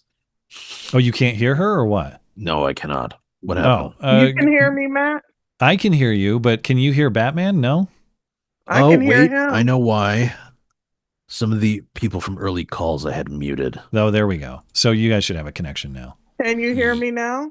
Yes, I can hear you now. It's wonderful to hear from you again. The unfortunate circumstances of why I've popped in here after such a long time. First, I called in about that Ukrainian woman who sat there and left war-torn Ukraine, dodging, who knows, carpet bombs from Russia or whatever, only to get stabbed in the neck here while sitting on a subway or tram car. I was like, this is an absolute freaking embarrassment for this country. Like, the fact that people aren't embarrassed about this, it just shows you the state of evil that we are currently living in with this godless nation. Then top it off, here we go. Charlie Kirk, one of the most mild-mannered, basic, conservative, moderate types. And they shoot him in the neck for just talking. I don't know what it's going to take for actual conservatives. Well, I'm not talking about some wishy-washy Republicans and libertarians. Actual conservatives that are, what is it going to take? When are you going to wake up and see that these people are demons? That's one thing I appreciate that you said earlier, Matt, when you called them demons. That's what I've been calling them. It's time to call out evil for what it is. Well, let me pose the question to you, because I agree totally that we are watching evil present itself in many different forms and have been for some time. And the biggest moral question I wrestle with is not the identification of the demons. I think they're very clear. It is, how do you deal with this sort of demonic force without yourself becoming a demon, without resorting to immoral tactics or immoral actions to cleanse what is demonic? What do we do to confront this force? I don't know. And I'm curious if you have any wisdom for me. There's a time for peace and a time for war, Matt. I don't know what to tell you. I don't want to get put on any lists, and I don't want to get you in trouble. Yeah, I'm already on the list. Don't worry, but you might not. I don't know. I'm saying it's, I've been crying about the socialists have won because I looked at how people were talking about the Ukrainian woman, and it was like, Just like the socialists brainwashed all the black people in the 60s, now the socialists have everyone still talking about race now instead of talking about what it is, because nobody wants to be clear about good and evil. Everybody wants to talk about race and race characteristics in this. We are Well, you dealing notice that with they deliberately did spiritual not warfare. speak. Well, you notice they deliberately did not speak about the nationality of Irina after they've, Absolutely not. And then that Van because Jones it sat was up bringing there. two, yeah, it was bringing two of their biggest sort of Yes. talking points Yes. to loggerheads. Yes. Van Jones also, and he has blood on his hands because he sat up there and said, oh, well, Charlie Kirk is responsible for the racial animus, blah, blah, blah. Yeah. And then but that guy said, I killed that white girl. I got that white girl. I got that white girl. Van Jones is a demon. These people are demons. At this point in time, the time for talking is done, in my opinion. It's over. We're done with that. You talk with I these people, definitely, you get a bullet in the neck. Okay? We're done. As in, that's what they did to Charlie. Yeah. We're Just done. clarifying, Mr. YouTube man. Sorry. That's all I'm going to say on that. Yeah. Thank you, Miss Malevolent. I appreciate your call, and it's always great to hear from you. All right. Bye-bye. Bye-bye. Well, I'll say even in the wars that we have fought in as the United States, where the rules of engagement were most restricted, generally you could return fire when fired upon. Just saying. Yeah. Well, yeah. Although that, of course, has its own questions and constraints. When fired upon is specific to a particular person. It doesn't necessarily mean anybody out there who is generally associated with this sort of thing. It means, I mean, ideally, the way that this sort of problem is solved when it presents itself is that person is put down on the spot. Now, this is a little bit of a different situation because this shot was from afar.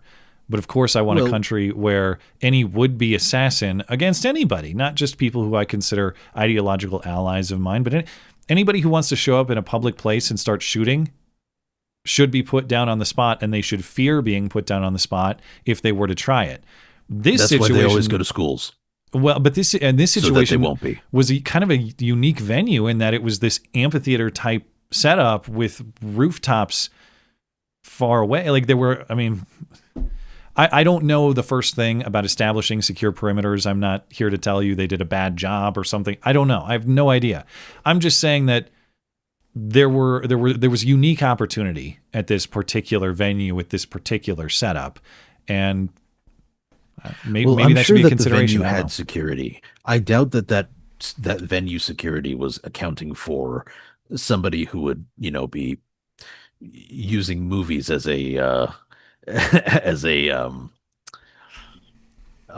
inspiration for how to take the shot. I mean, normally when it comes to people who are going to do school shootings or crowd shootings, you're looking for people who are trying to get relatively close to the action so that they cannot miss.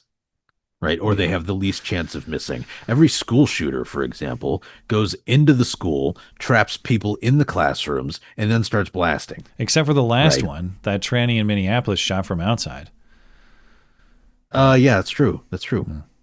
I have to return before I forget. Esoterica Unbound had a follow-up super chat, and I just happened to stop there, Esoterica Unbound. I didn't intend to cut you off, so it had just had that effect.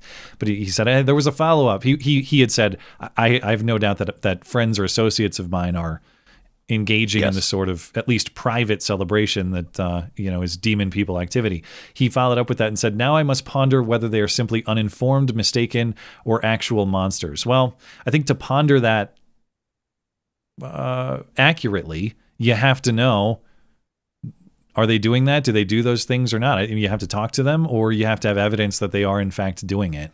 Well, I'm starting to think that maybe my interpretation of what he was saying is more correct. That it wasn't speculation. That he's like, I know these people well enough to know that they are celebrating in private. If it's just I've seen them do stuff like this before, or they are of the character where it makes sense that they would do this, I think the same questions that were asked earlier follow. Like, yeah, well, why? Why are they around? And sometimes there are better answers for that than others. Like it might be your family member, might be your sibling, your mom, your dad, someone really close to you. We all have a moral obligation to maintain family integrity, I think. And those are the most difficult situations to navigate. Like if it's just a stupid coworker you talk to sometimes at the water cooler. Yeah, I mean, why, if this guy is that sort of guy, like why is he part of your life? If it's someone necessarily very close to you through family or something like that, those are the most difficult ones to navigate. But I went to college in California. You know, people make lifelong friends in college. I did not. I've basically cut everybody from that era out of my life. There are the amount of people I keep in touch with from high school or college, I can count on one hand. Same. And that's not to say I would never talk to anyone, but so much of it has been political fallout. Not that people have like attacked me. Some have, but they're few. And anytime someone has come to attack me, it's like, okay, see you later. I don't need you. But it's because I've seen people post deranged things on social media. So I just I Homer Simpson back into the bush. I don't need that in my life. So, I'm definitely sharper tongued than you are.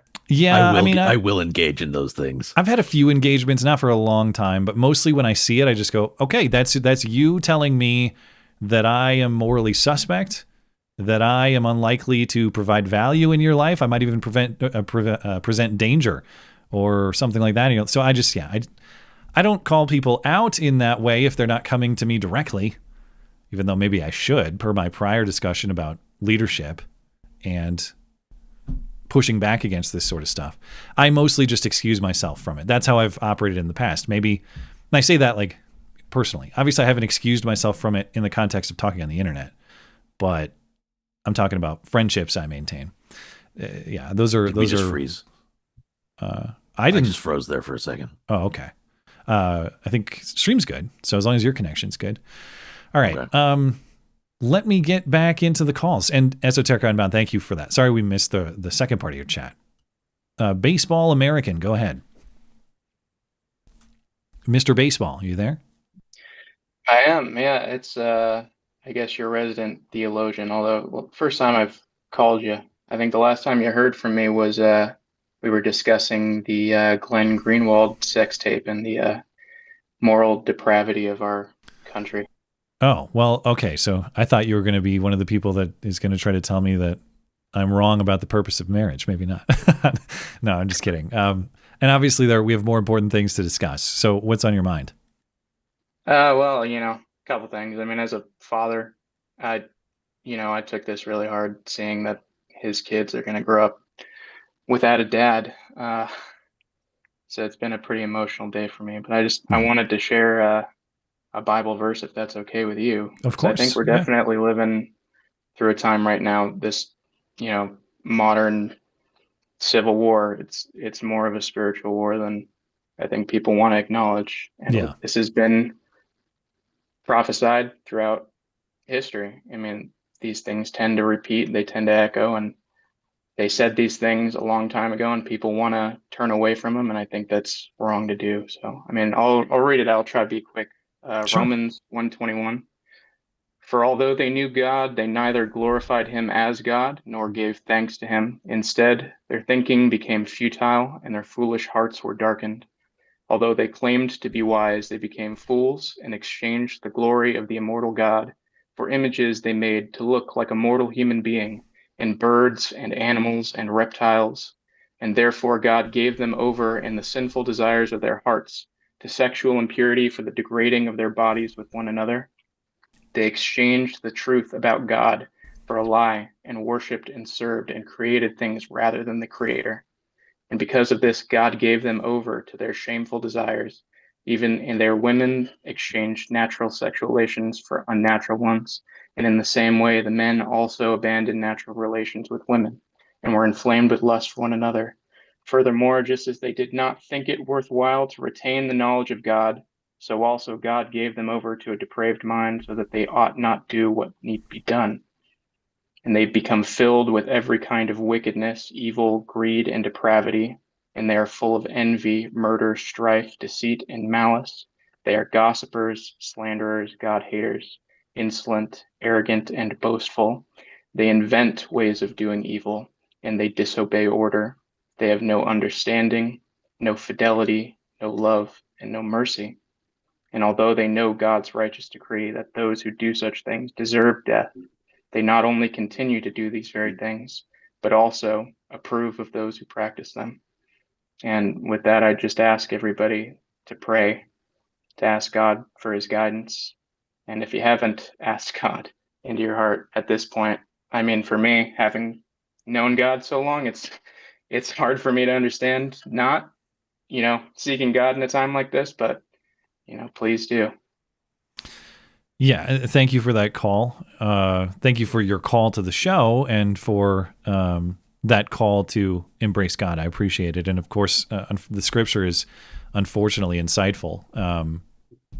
Yeah, it sounds like an accurate description of a lot of what's going on right now. So I appreciate it. Thank you and God bless. Thanks, you too. You have any thoughts on that one, Batman? I think he kind of said it all. Sure. That's difficult to follow up, I think. Yeah. Generation Zealot, are you there? Hello. How you doing? We are, I said we are well earlier, kind of just a knee-jerk reaction because my brain is trained to do that. It's a rough day, as I'm sure you're aware. What's on your mind? It is an intensely rough day, yeah. I've been uniquely upset about this all day long. I mean, just kind of like this visceral stomach ache level of rage. Oh, I'm right there with you. Okay, so you're on the anger end of the spectrum. All right. Oh yeah, like blind white rage. Now, whenever I am in a state, by the way, I would also like to say, Matt, pleasure talking to you for the very first time. Well, thanks for calling. I've been watching you since you streamed. I've been watching you since you were streaming Black Ops, Skag. Well, the things have changed quite a lot since then, so I really appreciate it, man. Thank you for sticking around. For the ride. Thank you for that. I really appreciate it. Yeah. Sorry, I missed the last part. What'd you say? I said I think I subscribed to you in like 2014, but yeah, definitely possible. Yeah, thank you, man. All right, back to your rage. We want to hear. Yeah, speaking of the old times, get back to the rage. Yeah. When I'm enraged about things, I go to scripture, and I like to go to one of two different books, Psalms or the Book of Wisdom Solomon. Now, that book is not in Protestant variations of the Bible, but there's a lot of passages in there about the righteous being overly persecuted, and they can't fall to the temptation to retaliate in a way that is unjust. Right, even there's a certain level of justice that is appropriate even to the most wicked among us, and we don't necessarily know what that is. At least not until we administer some level of due process. So we've got to be tempered. We've got to be tempered when enraged. That is not the direction I expected you to go, but I think it's a wise direction. Yeah. Well, here's the way that I see it. For a lot of people, I think the way that I would describe it for myself is, yes, I said it, there's a burning rage I felt earlier, but, got to remember, steel is heat treated. Yeah, it reminds me of John the Baptist. That's what I'm reminded of. John the Baptist, Christ calls him the most righteous man, a man of, none were more righteous than John the Baptist. And what did John the Baptist do? Well, he went around yelling at people, telling them that they were doing wrong stuff, so they should stop doing it. Yeah. And he had no problem getting in people's faces and making that conversation heard. That was what he was known for. And he upset the wrong people, powerful people, and they took his life from him because of what he had to say. And that's what I'm reminded of with Charlie Kirk. Well, on the topic of how it is often compassionate or empathetic or righteous or just to be confrontational with people in that way. We were talking earlier about the quotes that are being attributed to Charlie, one in the gun control context of him saying something to the effect of gun deaths are necessary or an acceptable consequence of the Second Amendment. There's another quote circulating, and I don't know the full context, but it's Charlie saying something to the effect of empathy is a dangerous or a damaging thing. And I'm seeing people say there's more context to that statement. And I'm sure I can guess what that context is. And that is to say, empathy for a criminal. Yeah, Empathy for the violence. Suicidal empathy. Right. Morally confused empathy is a very bad thing. In the same way, what you're talking about is getting confrontational with people pursuant to moral truth is a very good thing, actually, when properly applied, because it's in pursuit of moral clarity. It's in pursuit of moral truth. It is helping people to realize that. When we are so morally unclear that anything goes, and we have automatic sympathy or attempted understanding of people for when they've done terrible things or they're morally backward, we act like all things are equally good, or maybe there is no good or there is no bad. There's just different ways to live life. That's not true. And I think that's exactly what Charlie was talking about. I apologize for interrupting, but no, go ahead. Any pursuit, sincere pursuit of moral truth will lead you squarely to Jesus Christ. And Charlie believed that. And we want to talk about Charlie Kirk quotes. Charlie Kirk was a huge fan of John MacArthur. And he used to, when he was, and I remember this distinctly, this is something that always stuck with me about Charlie. Charlie was asked at one of these events in the recent past why he's not afraid of all the death threats, despite what happened to Trump, and despite other violence that has erupted at these rallies before. Right, this is not the first time there's been violence or a threat made to Charlie's life, and he's gone out there anyways. And he quoted John MacArthur. He said that the only thing death can do to the believer is deliver him to his Savior Jesus Christ. Yeah. Well, God bless him, and and God bless his family too. And God, it's just the demon it's people heavy. are real, and we've got to really push back against them. We've got to take a stand. Right? There's a difference between retaliation and drawing a line in the sand. Yeah, you got to be able to protect your own household. Exactly. We are it's a morally confused time, lacking moral leadership, and I think you're speaking my language, man. We need more people of moral conviction stepping up to be leaders and to try to lead us from this confusion and this chaos. The answer is not senseless violence in return. The answer is moral clarity, and we have to assume those leadership roles. What we really want is justice, real justice. Yeah. And that's what that's we're gonna have to take it. We're not gonna get it gifted to us. They won't give it to us. We have to take it. And on the front of the demon people, they are very real. We got to push them back. Agreed. Thank you, man. I appreciate your call, and thank you for tuning in as long as you have. I really appreciate that. Yeah, I've been around a long time. All right, all the best. Thanks, Matt. Nice to talk to you for the first time. Of course, you as well. Take care, man. Do you have thoughts on that call, Batman? Again, we're sort of delving into theology here, which is something that I don't have a great deal to offer, I think, and may not necessarily be super welcome. the moral truth can apply. I mean, we're talking about themes of morality and leadership, not necessarily scripture, although they may be scripturally based. Yeah, I mean that's all stuff I think I've sort of covered already. I'm in agreement with the general concept. Yeah. The general concept. I think that we're a society who is either has already lost or is losing its way, and with these two stabbings back to back, it does make you wonder, right? These two high profile stabbings, at least, not stabbings, whatever. Two Killings, people with holes in their necks, high profile, and both have to do with both hit in the neck and both something that people want to speak out about. There's a certain symbology to that is it is difficult to oddly similar, isn't it? I hadn't really thought about the similarities in terms of the injury. Obviously, they're different weapons, but man, some say there are no coincidences. One in the jugular and one in the carotid, right? Yeah. Buddha Fat, go ahead if you're there. Oh, Matt. What's on your mind, sir? This by saying that I've taken multiple precision and sniper classes, including a 6-day urban sniper course. And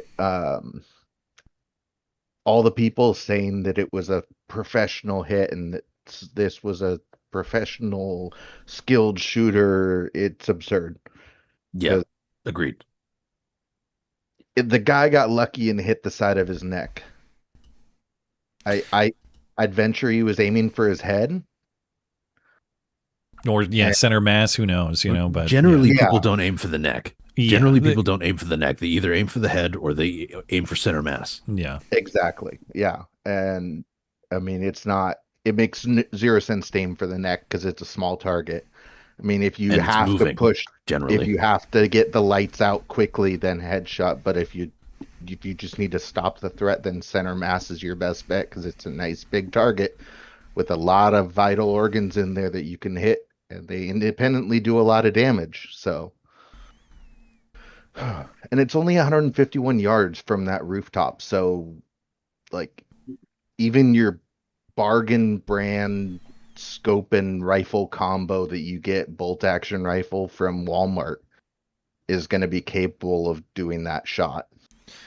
Well, and again, I mean, I used when I was in college, all I had was a Mosin Nagant, like one of the carbine M44s, and I used to pick dinner plates at like 300 yards, and I was not great back then. I was not an exceptionally skilled shooter. It was my first gun. I was just learning, right? If you've got a stationary target and you're stationary, you're benched, it's really not that hard. Exactly. Yeah. Stationary target from a stationary position. It should be super easy. I mean, I could teach someone to do that within 20 minutes at the gun range. Yeah, probably. Well, thank you for the call, man. If you have any closing thoughts, go ahead, but I appreciate you calling in. Yeah, I think I saw on Twitter that someone compared it to the assassination of Archduke Ferdinand and how it led into World War One. That's not that big a deal. My concern is that if this does turn into a hot civil war, it's not going to be like the first Civil War where there's set lines and they're shooting at each other from them. It's going to be like The Purge. Yeah, it's going to be like a zombie movie. Yeah.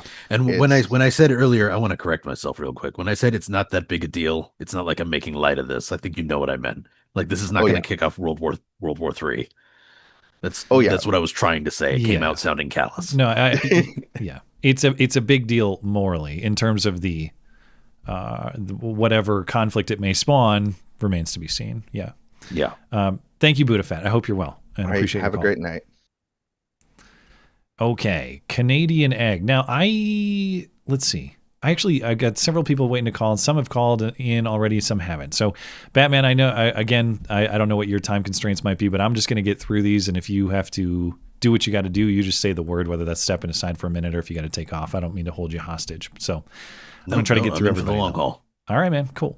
Canadian Egg, go ahead. Hey, fellas. Oh, sorry, just got to mute the stream. How we doing? I'm doing all right. Good day at work, bad day for obviously the news. I'm going to try and be really quick here because I know there's a lot of people waiting. So, first and foremost, I think it's about a year past time now where essentially you'd have the whole Democratic Party almost and the mainstream establishment media arrested for their constant encouragement of violence and even it's totally bad. We disavow it. But yeah, the qualifiers are getting really insufferable, and it's as simple a moral question as there could be. Should someone be killed in cold blood because of his views or not? And if you have to qualify that, you're insane. It's far past that point. Given I agree. It's past that point, and now it's time to start discussing. Since they believe that you should be shot and that it's a qualifiable to the event is qualifiable if you're shot for just expressing your mind. Where do we have to? How many of those have to happen before we decide it's acceptable for you to be arrested for your speech? Right. Exactly. We're still not going as far as you. I still think I think it's still far beyond that point. Like Donald Trump should have been the last straw when they shot at Donald Trump for a guy that didn't do anything extreme in his first term, and then they tried to kill him. I agree. We are simply people have been invoking scripture and God this entire time, obviously for good reason. It's time to come like the Archangel Michael, and it's no longer asking, it's no longer diplomacy. It's time for war, and people need to be arrested. Second thing I wanted to say, because I do still want to be quick. Matt, you were asking how do you fight the demons without becoming a demon yourself? Yeah. maybe this is too black and white, but I think demons don't fight evil. When you're fighting evil and the evil is so apparent, you're not a demon. Okay, see, that's what I was trying to get at earlier. I see. Then when it's you're just, righteous, you cannot, and even if you're fighting, when you're righteous, you are not. You are not. Yeah, demonic. if you're fighting demons, by definition, you're not one. But I guess what is critical then is correctly identifying them, of course. And if you're mistaken, you have to be correct. Yes, exactly. Yeah. But yeah, that's a fair point, and I appreciate you raising that. That once this stuff is identified, being fearful or cowering is not really acceptable. But yeah, I appreciate you offering your thoughts on that. The next question is, how do you legally justify the arrest of somebody who celebrates the death of somebody who was killed in cold blood? Well, I mean, now once you can answer that question, we can clean the fuck out of these streets. That's the actual reality, is that it just doesn't matter. If anything with the courts for the last year has shown, the last like 6 months of Donald Trump's presidency, is that the law doesn't matter. It's whatever you make it. Well, how about this? We need a district court judge to declare all Democrats enemies of the state and to be arrested. We know that they have the utmost power in the land. Supreme authority, yeah. Somebody find one district court judge. That's all you need. And to finish off, unfortunately, I think Justin's wrong when he says that people don't realize that they don't want this civil, like the purge, essentially, as someone just put it briefly. Sorry, I was only listening in the background. No, these people want to be martyrs. They want to be celebrated like Luigi Mangione. Perhaps some do, and especially because so many of them, exactly. They're godless. They're nihilistic. So many of them have strayed from a life well lived, in that they reject family, they reject tradition, they reject what has historically led to human happiness and contentment. And so many of them don't have much to live for. Martyrdom is like the best thing they could possibly achieve for a lot of these people. So I'll take your point on that. Yeah. So may God welcome Charlie into his heavenly kingdom, as Charlie worked tirelessly in his life to spread the kingdom of heaven on earth, as is the duty of all Christians. And I hope I can do half the work that he did, spreading God's kingdom on this earth. Thanks for talking to me tonight, fellas. Well said.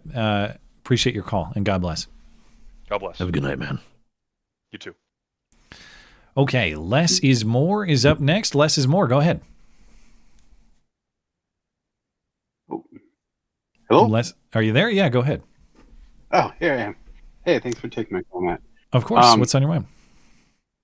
I kind of I've wanted to call for a while about a few things, and my stuff I wanted to talk about has changed a long time quite a bit since I roll called, but there are a few points that people made along the way that kind of struck me, and that I kind of had some thoughts on.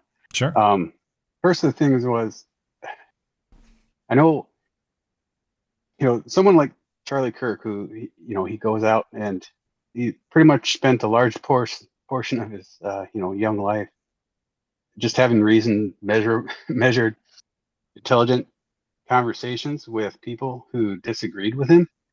And he becomes a target, not because he's necessarily doing that alone, but because he stands out for doing that. And I think, to me, that someone made a comment along that line, and it kind of struck me, because there's a time in my life where I was a lot more open towards doing that, towards having those conversations. And then, I'm about your age. We're kind of, I'm 37. So over the last few years, as I've gotten married, had a family, gone into the workforce, and worked in some roles where, sharing opinions, I work with a lot of people that disagree with me. In different environments, a lot of people that agree as well, but I've pulled back from that. And I think, that kind of struck me, because when I pull back, that makes people like Charlie Kirk more of a target. And maybe that's something that I think maybe I need to take out of this, and maybe a lot of us do, is be more willing, not to go out and attack people, not to be overly aggressive, but just be willing and take the initiative to have conversations, but then hold yourself accountable and have it in an intelligent way. If we show them how many of us there are, they can't shoot us all. Is that the correct? idea? Yeah. I mean, you saw a lot of this with COVID, where people were intimidated into all sorts of absurd, silly behaviors because the power structures forced them upon them. But the second that one person in any given environment, again, a workplace, a school, whatever, stood up and said, I don't know, this seems like bullshit, and I'm not doing that, guess what happened? Another guy would join him. and another guy and another guy. And everybody was kind of thinking that in their head, like, this seems like bullshit, but I guess everybody's on board with this because nobody's saying anything. When you allow that silence to percolate in that way, people assume that they're the only ones. And I think exactly what you're saying, when you can just take that, it's not a major leadership role like I'm going to run for U.S. Senate. It's a day-to-day leadership role of I am not going to allow this kind of bullshit to perpetuate in my little area of life today. I'm going to push back just so that guy over there in that other cubicle or whatever it may be, he can hear me say that and he can know that there are other people here who think what he does, and he won't feel alone, and maybe he'll chime in too. And then that crazy, Philly's Karen trying to steal your baseball thinks twice about it because she knows that she's going to get some pushback. But I take your point. I think that is the most practical thing that pretty much everybody can do on a day-to-day basis, and I appreciate you raising it. Yeah, I appreciate that.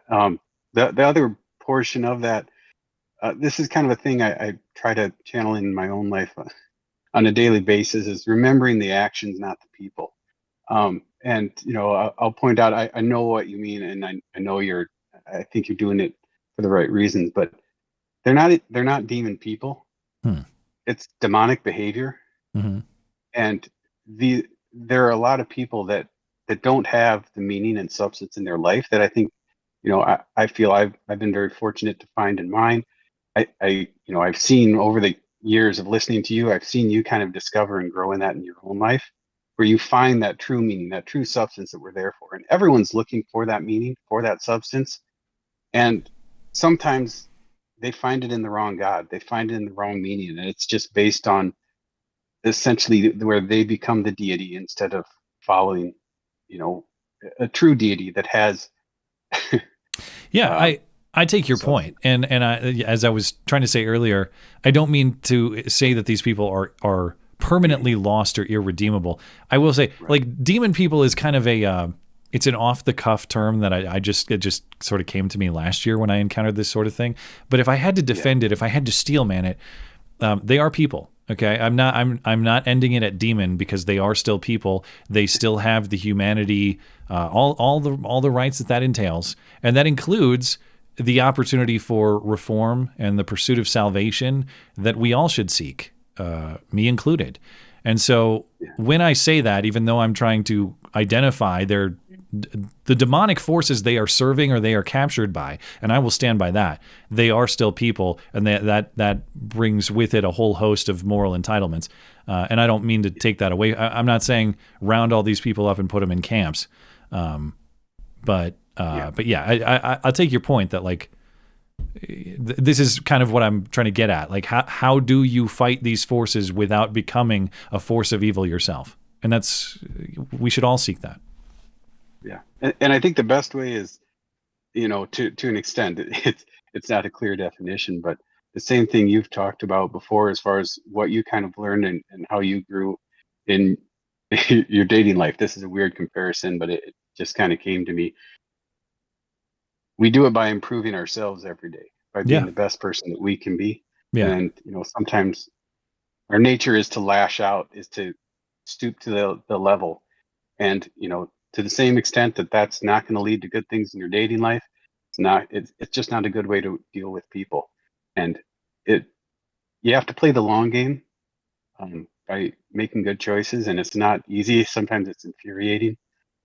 But hopefully we can all kind of strive towards that and grow towards it. There's a ton of people. I'll let you go.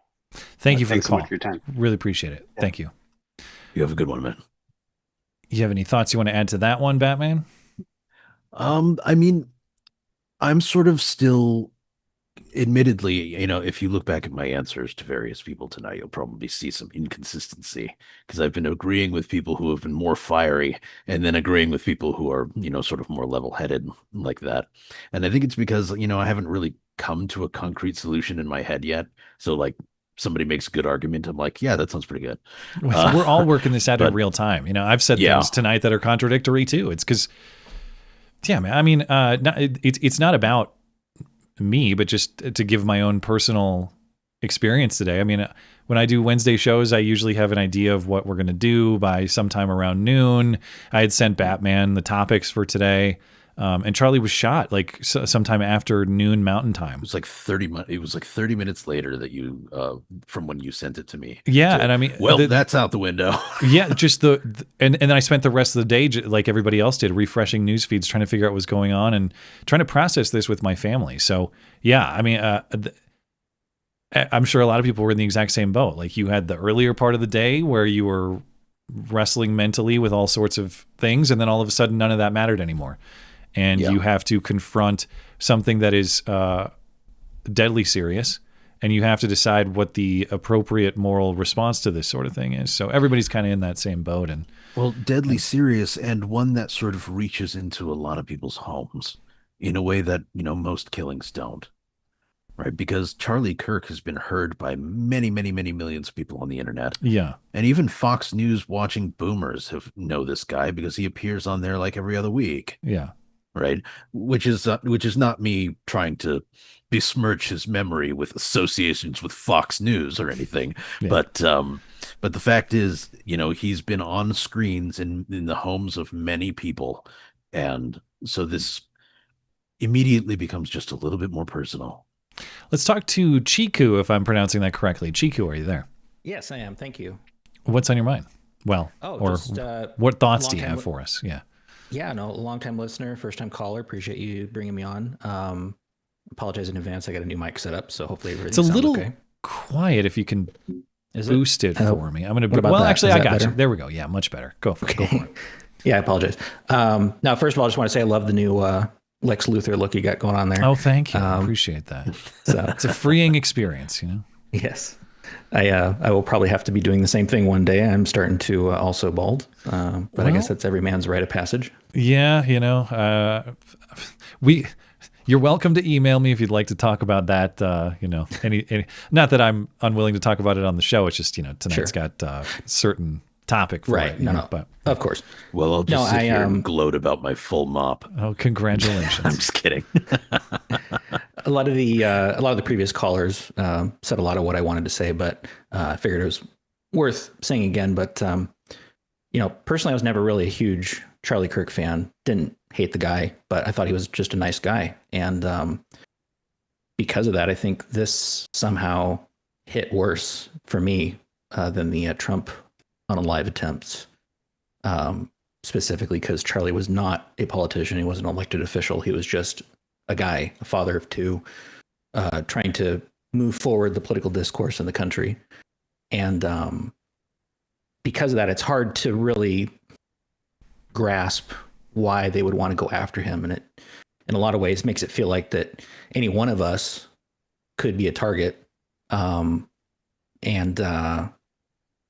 kind of makes you wonder what's coming in the future. If they're willing to go after Charlie Kirk, they could go after pretty much anybody. Yeah. And it makes me wonder. I mean, people remember the Trump ones because they were so high profile, right? Right. And people will remember the Charlie Kirk one because he was also high profile. But again, I brought up earlier in the show that one guy who was just capped in the back of the head by Antifa, right? And unfortunately, I too have forgotten his name because I'm guilty of this in the same way everybody else is, in that it's difficult to remember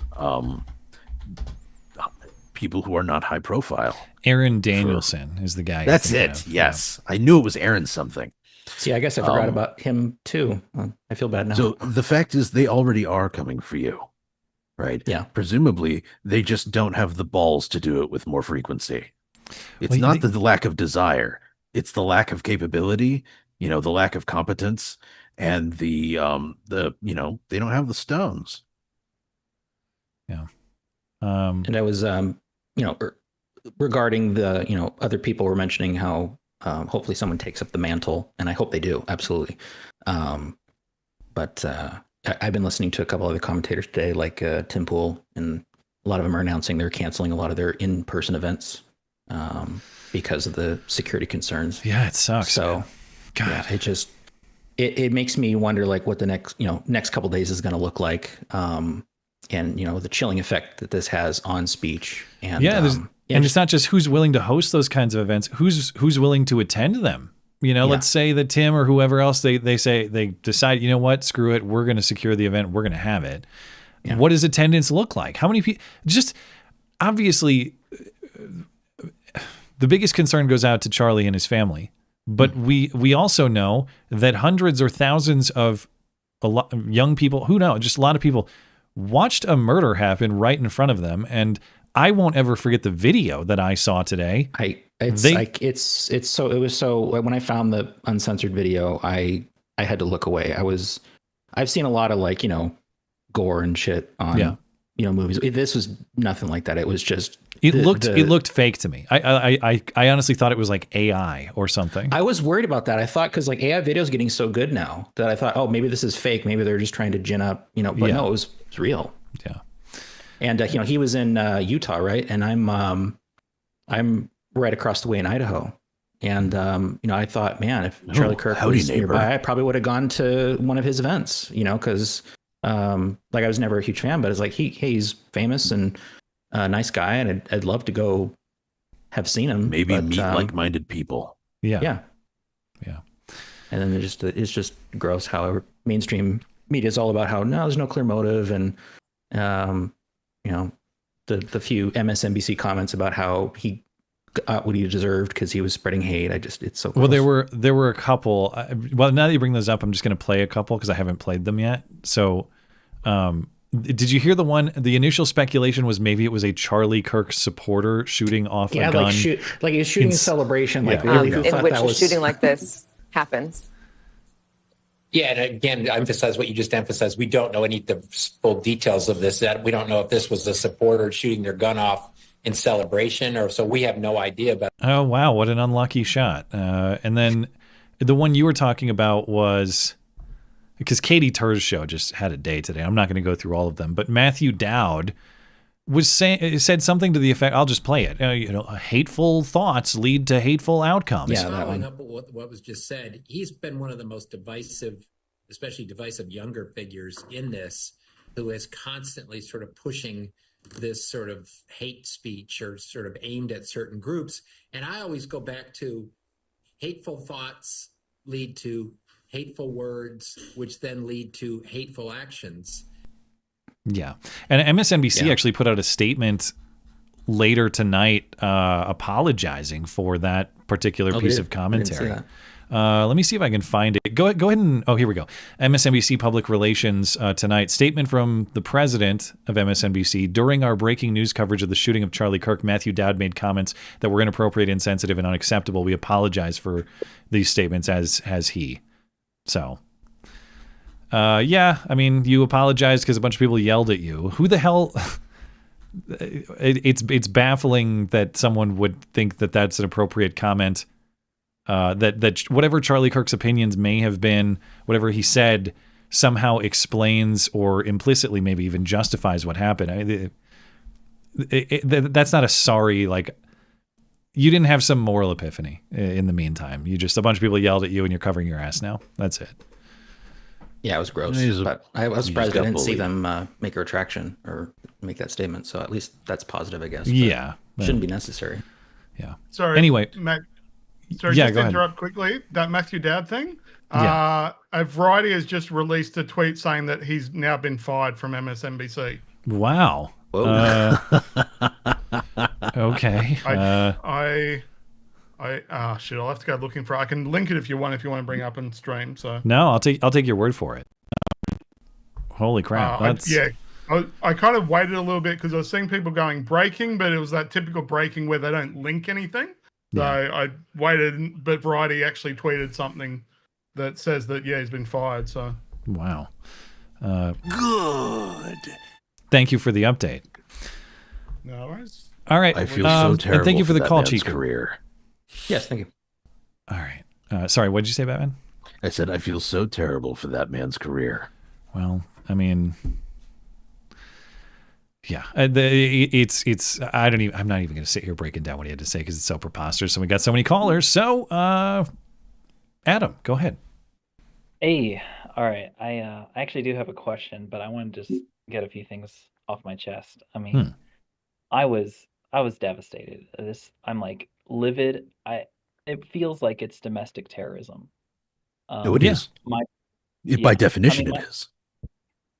Yeah, I mean, they're sending a message that conservatives are not welcome. You can't run for president. You can't speak your thoughts. You can't go out in public, eat at restaurants, ride a bus, and they're gonna. You can't even defend yourself. They're gonna make you regret it. You'll get Daniel Pennied. It's just they're trying to drive us away from our own country. Yeah.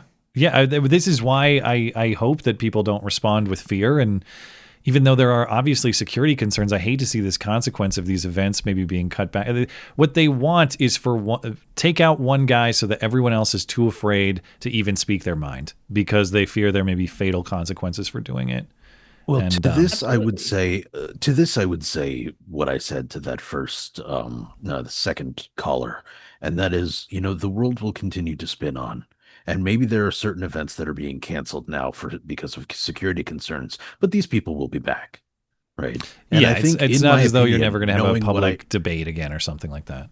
Yeah, and knowing what I know about some of the people who are canceling events right now, when they do come back, they will be more prepared. They will be, forged better for it. Yeah. I think there is going to be a lot of people that look at this and are going to be turned off from politics. They're going to be turned off of conservative media. There's going to be someone who has a YouTube channel like you or like a whole number of people that is afraid to go out and hold, change my mind segments or especially if you're kind of just like it's more of a hobby, yeah, like or you're just getting started, like I'm kind of in this, and if people who have been in this for a while, you're established in that way, and so you're unlikely to leave. But there's always new people entering. And if you're the sort of person that, you've got whatever day job or you're a student and you just kind of want to make a little, like a small podcast on the side or videos on the side. Yeah. I mean, you might have to evaluate whether or not that's worth it to you. And if the cost is like people hunting you down, maybe it's not. Yeah, absolutely. I'd like to just briefly put in my question. I think I'm going to send you, because it's kind of long. I'll probably end up sending you an email question about it later, but it made me think about all these things, the violence and whatnot. And I had a discussion with my wife as to how do we keep guns in the hands of people who are good? How do we keep the right to vote and change our country and establish laws and, keep these people in jail because there's criminals that are constantly getting let out? How do you give those responsibilities to good, honest people? And how do you keep people that are bad and these demon people away from guns, away from voting? It's a very strange, I don't know if paradox is the right word, what word I would use to describe it right now. And so I'll probably have to leave you with not a lot of clarity on this question. So I welcome your email later when I might have a little bit more time to think about it. But what I'm talking about is the situation where people who have their lives sorted out, and by that I mean they have like good family life, probably a good job, they got a lot of good things going for them. They generally have a lot of responsibility, and they don't necessarily have time to be doing politics even on a small scale, like being on school board or city council or something like that. The people who are assuming these leadership and political roles often have nothing going on at home. They have no responsibilities. They're there because they are takers. They think that government is something that you do to play Robin Hood, to take from the rich and give to the poor or something like that.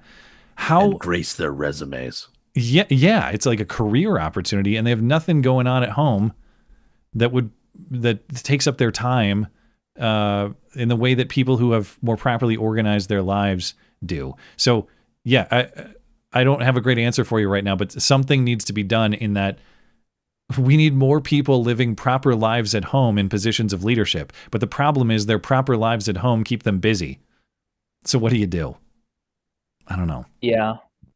I just think I think we've had I want lots of people to own guns. I want a lot of people to practice and learn, their right to self-defense. But I think we should be more stringent in who owns a gun and what they have to do in order to get that. And I think the same goes true for voting. I would like more restrictions on who can Oh, vote. no doubt. Yeah, the idea that everybody, especially in a context where voting is largely voting on from whom should we take stuff. Yeah. Two wolves and a sheep, etc., etc. Yeah.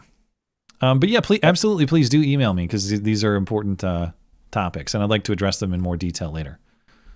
Sure. All right. Thanks for the That's call. it for Appreciate me. it. Yep. Bye. Okay, I know I'm way behind on Super Chat, and so I appreciate your patience, Super Chatters.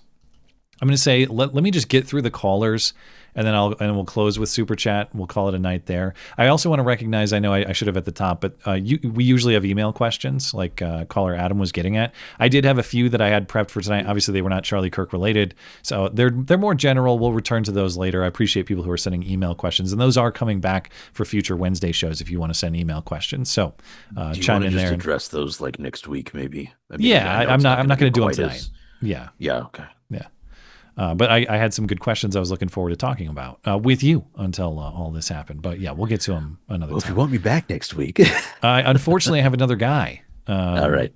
A new guy, a kind of new, not sort of new, new in this role. So it's going to be a fun show. Assuming that I don't have any FNG. interruptions. I mean, I'm waiting. Actually, my oldest son Calvin, I predicted today was going to be the birth of our third son, but apparently he was wrong, I guess. But could be any day. So who knows what streams are happening and what ones aren't. Stand by. Well, I wish you luck. Well, thank you. Let me get back into the next caller here. We got Turles up next. Turles, are you there? Hello, gentlemen. What do you got for us? Well, seems you came back just in time, Matt, although I wish it were, under better circumstances. It has been crazy. I've had this intent to ease back in. And again, my convenience is not what is important tonight. But I had that sort of expectation of like, I'm just going to ease back into Sunday and Wednesday, especially with this baby coming. And Yeah. holy So much crap, for is that. the world going crazy in so many ways. Yeah. Yeah. Well, as your resident bookmonger, I thought now would be a good time to recommend a very obvious choice, and that is, frankly, the Bible. I thought you were going there. So I'm glad to hear it. What do you got? That hasn't been brought up at all today yet. Yeah, I know. I'm really breaking new ground. I know. I was listening. Hey, just because it's not new, well established. No, I'm not giving you shit. I'm just Go having a ahead. little fun. Yeah. Sure. Someone posted this passage from 2 Samuel chapter 23 earlier, and I thought it was kind of appropriate. This is David basically on his deathbed, King David of Old Testament fame.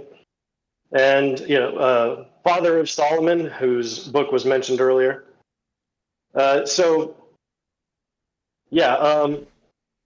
he's giving his final words. And he says that God spoke to him, and he says, he who rules over men must be just, ruling in the fear of God, and he shall be like the light of the morning when the sun rises, a morning without clouds, like the tender grass springing out of the earth, by clear shining after rain.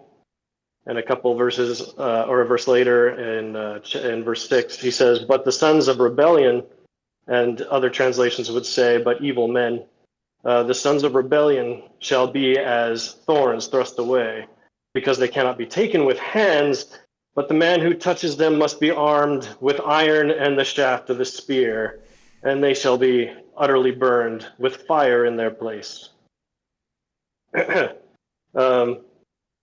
Which I know this is maybe like you were kind of saying to Batman, or this is kind of in the rage category, but it seemed appropriate. Hey, listen, it actually, for me, it's quite nice to hear that I'm not alone.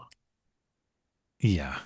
I'm glad that Sorry, go ahead. Go ahead. No, I was I gonna didn't say, have I didn't have anything more than a stupid quip. You have much more wisdom to offer here. Well, I had something a little bit better, or not better, but gentler, Okay. in honor of Charlie. Sure. This one is actually just a short poem. A little bit of a eulogy, if you don't mind. Sure. What do you got? This is from John Donne. Death, be not proud, though some have called thee mighty and dreadful, for thou art not so. For those whom thou thinkest thou dost overthrow die not, poor death, nor yet canst thou kill me. From rest and sleep, which but thy pictures be, much pleasure, then from thee much more must flow, and soonest our best men with thee do go, rest of their bones and souls' delivery. Thou art slave to fate, chance, kings, and desperate men, and dost with poison, war, and sickness dwell. And poppy or charms can make us sleep as well, and better than thy stroke. Why swell'st thou then? One short sleep past, we wake eternally, and death shall be no more. Death, thou shalt die. Well, thank you for your scriptural contribution this evening, and appreciate your contributions to the show as always. Sure thing. And again, definitely a heavy moment. I have to say, I was already kind of beside myself over the Irina Zarutska situation. Mm-hmm. The videos and pictures just crushed me. And so I have I'm yet to watch the full video of her. I've seen some pieces of it, but I've not watched the full thing. It's pretty brutal. Yeah. It'll change you. I cannot get that image of her crying in her, into her hands in her final seconds out of my head. Well, and one of the things I wanted to talk about on the theme of moral confusion tonight too was just apparently how many people are just there, like not concerned with this, not involving themselves, just kind of acting like this is normal. Or I suspect those people voted. Just gonna put that out there. Well, there's that angle, and I don't doubt that that's largely accurate. I will also say, though, anybody who's on that train and sees that sort of thing, now granted this is Charlotte and not New York City, but you got to think about Daniel Penny. Oh, he stabbed her. Well, if I step in and I apprehend him, if I physically intervene, am I going to get charged like Daniel Penny? And I think that excuses people, but it is a calculation. Right. And another way that this recontextualizes Daniel Penny is that this sort of thing could have happened had he not intervened. Yeah. Well, it's the reason we need more people like him and be the change you want to see. Okay, Obama, calm down. No, I get what you're saying. Now, look. All right. Thank you for the call, Turles. Sure. And God bless. God bless. Okay. Got a few more calls here. At least I actually don't know how many are left because, well, there are at least a handful. So let's just keep going. Caleb, anti-vegan. Caleb, what do you got? Yeah. So coming at this from a little different perspective, I'm a Christian my whole life and a sociopath. And I'm trying to figure out what people are going to be doing with this and not expecting a good outcome. I'm struggling. You're concerned with acts of vengeance or what? Yeah, acts of vengeance. But more than anything else, I'm expecting, or not expecting. I am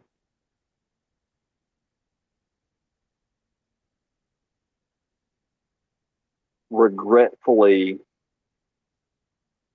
awaiting vengeance. Okay. And what do you think? What do you have a message for people who maybe feel compelled to that? For people who are considering the sort of act of vengeance that you would find regrettable, do you have a message for that sort of person, or what could you say, or anything you'd like to tell them to maybe reconsider? I don't know. Like I said, I'm struggling with this right now, but like I've got no natural conscience, and I just have what my father and scriptures instilled in me. It doesn't come to me.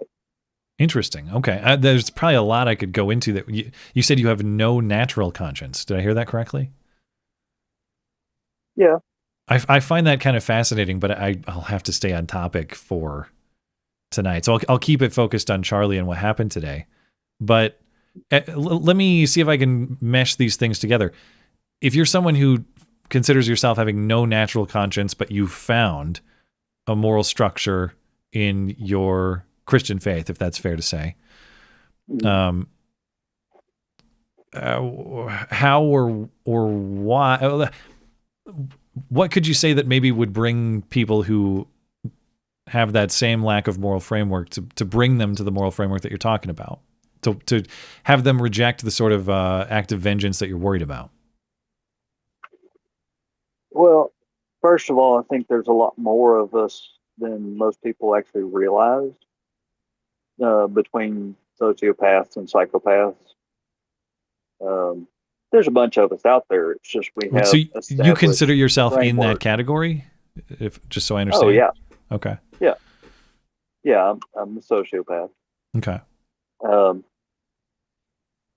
But an established framework controls a lot of those issues that come out when those frameworks break. My framework is Christianity, and it doesn't break. Yeah. Well, I'll give you a quick final thought on this, just because I got to make sure I get to the rest of my callers. But I find this fascinating. So if you ever want to call back in and talk about it a little bit more, I'm interested in hearing about it. But just a closing thought from you on what happened today, if you'd like.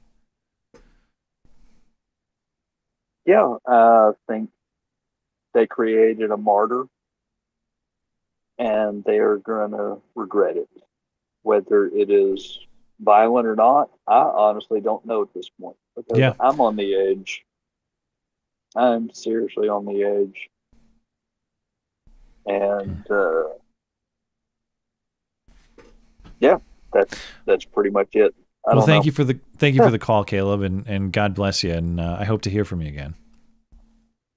Yep. Have a great night. A lot of fascinating themes there that I could dive into, but did you have any pieces of that you want to discuss, Batman? Yeah, I mean, I think he's correct when in his assessment that one way or another they're going to regret it, right? The question is just going to be whether they regret it politically or they'll regret it because they're playing slip and slide on a river of blood. Oh, they'll regret it when they meet their maker, most importantly, and. I'm not dismissing your point that I think there will be political consequences, social consequences, all those sorts of things, consequences of this world. I think there will be consequences not of this world too.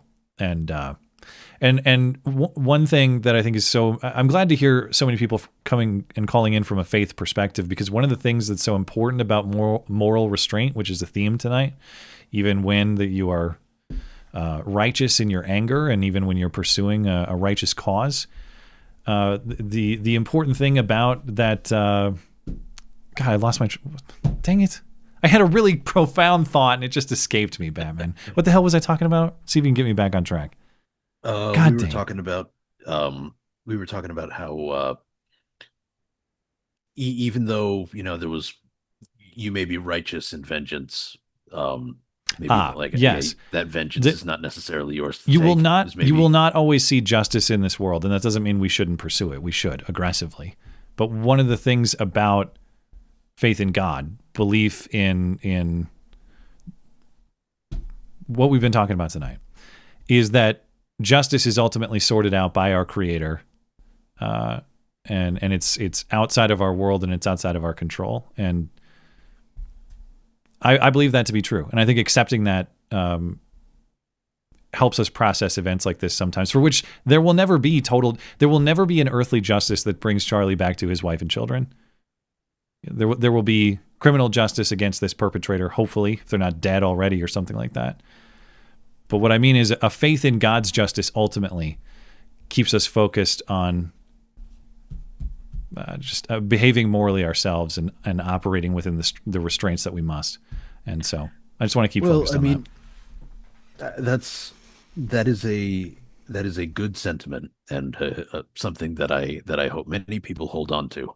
But I find myself thinking while you say that, they also say God helps those who help themselves, right? Yeah, it's not to say we have no obligation to pursue justice on this earth. We do. It's just to say that there's nothing that we can do that will achieve it or enforce it in the way that God ultimately will. Right. We serve justice pursuant to Him, and He has the final say on that. And so for these people, they may fear political consequences, social consequences. You ought to fear God's consequences. But that's the thing about godless people; they don't until they're forced to one day, and I believe that they will be. Randrew, are you there? Or R. Andrew? It's probably what it is. I got you muted. I just had to unmute myself. Hi, fellas. How you doing? We're getting through it, man. What's on your mind? Yeah. It's been a tough day. When I found out, it's actually from a liberal friend of mine that sent me the news. And at first I kind of didn't believe him. And then I looked it up and unfortunately saw the video, which is horrifying. But I've kind of been trying to parse, it's come up a couple times from different callers, what you do with friends that are making, I guess a mockery of it. Demon people in your circles is what you're saying. Yes, exactly. Yeah. I think demon people is a great descriptor of it. Because the friend that sent me it, I think he might be one of them, which is not great. Well, the question is, if you think he's celebrating this, and sent it to you, what, maybe mockingly? Is that what I'm getting out of this? We had a small discussion afterwards, and I said, kind of checking him, oh, this is horrible. Jokes aside, this is horrible. He's like, oh yeah, it's horrible. I'm like, do you really think it's horrible though? Because when the the United Healthcare CEO got shot, he's a nurse. He works in healthcare. We had a discussion about healthcare, and basically his gist was I want to socialize healthcare forcibly. And I went, oh, I was like, That's well, never what do you killed do if they anybody. resist? Yeah, he's like, oh, if they resist, you just murder a couple of them. I'm like, oh, okay. Yeah, this sounds like a friendship I would question. Yeah, joke, right? More than that, this is somebody I clearly want working as a healthcare practitioner. Yeah, hopefully he's not in the ER or something. No, it's crazy to see him go left over the last, really left over the last few years, because he used to be a Republican. It's been bizarre. It's a strange trajectory, but right. You don't usually see that particular path. Yeah, it's been weird. He also went full on Palestine, believes all the things, believes all the Hamas numbers. I'm like, oh boy, you really went off the deep end. Well, if he starts speaking Arabic, then yeah. So what? To get back to the topic of whether these friendships ought to be evaluated or maintained, what do you think you're going to do? Oh man, I don't know. Breaking up friendships is hard. Friend breakup, yeah. Are you going to homer into the bushes? Are you going to have a confrontation? I feel like I should do some kind of confrontation. I've known this guy since I was in middle school, so it's. And maybe it doesn't have to be I've done friend breakups before too. Listen, man, this ain't working out. But you don't necessarily have to go in with a breakup agenda or attitude either. You could just bring the sort of moral questions that you have in an honest way and assess.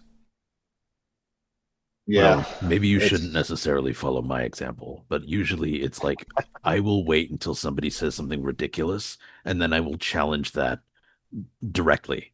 Just the most ridiculous thing that they can bring to bear, I will challenge that directly, and that often brings out the worst in people. And you realize when you see that, okay, this is a truly poisoned person. Yeah, and I know some of it might be hyperbole, not with this, but some of his other. We've known each other so long we could joke about anything. But I'm trying to ride the line of what's hyperbole and what's not. I feel like maybe it's the next step. Yeah, I think that's fair. Just ask how serious is this stuff? I don't mean, and I don't know. You know how good of a friend this is or not. But if it was my good friend, I wouldn't ask in an accusatory way. I would just say like, "Hey, man, You really mean like, that? given the seriousness of this topic, like, how serious are you?"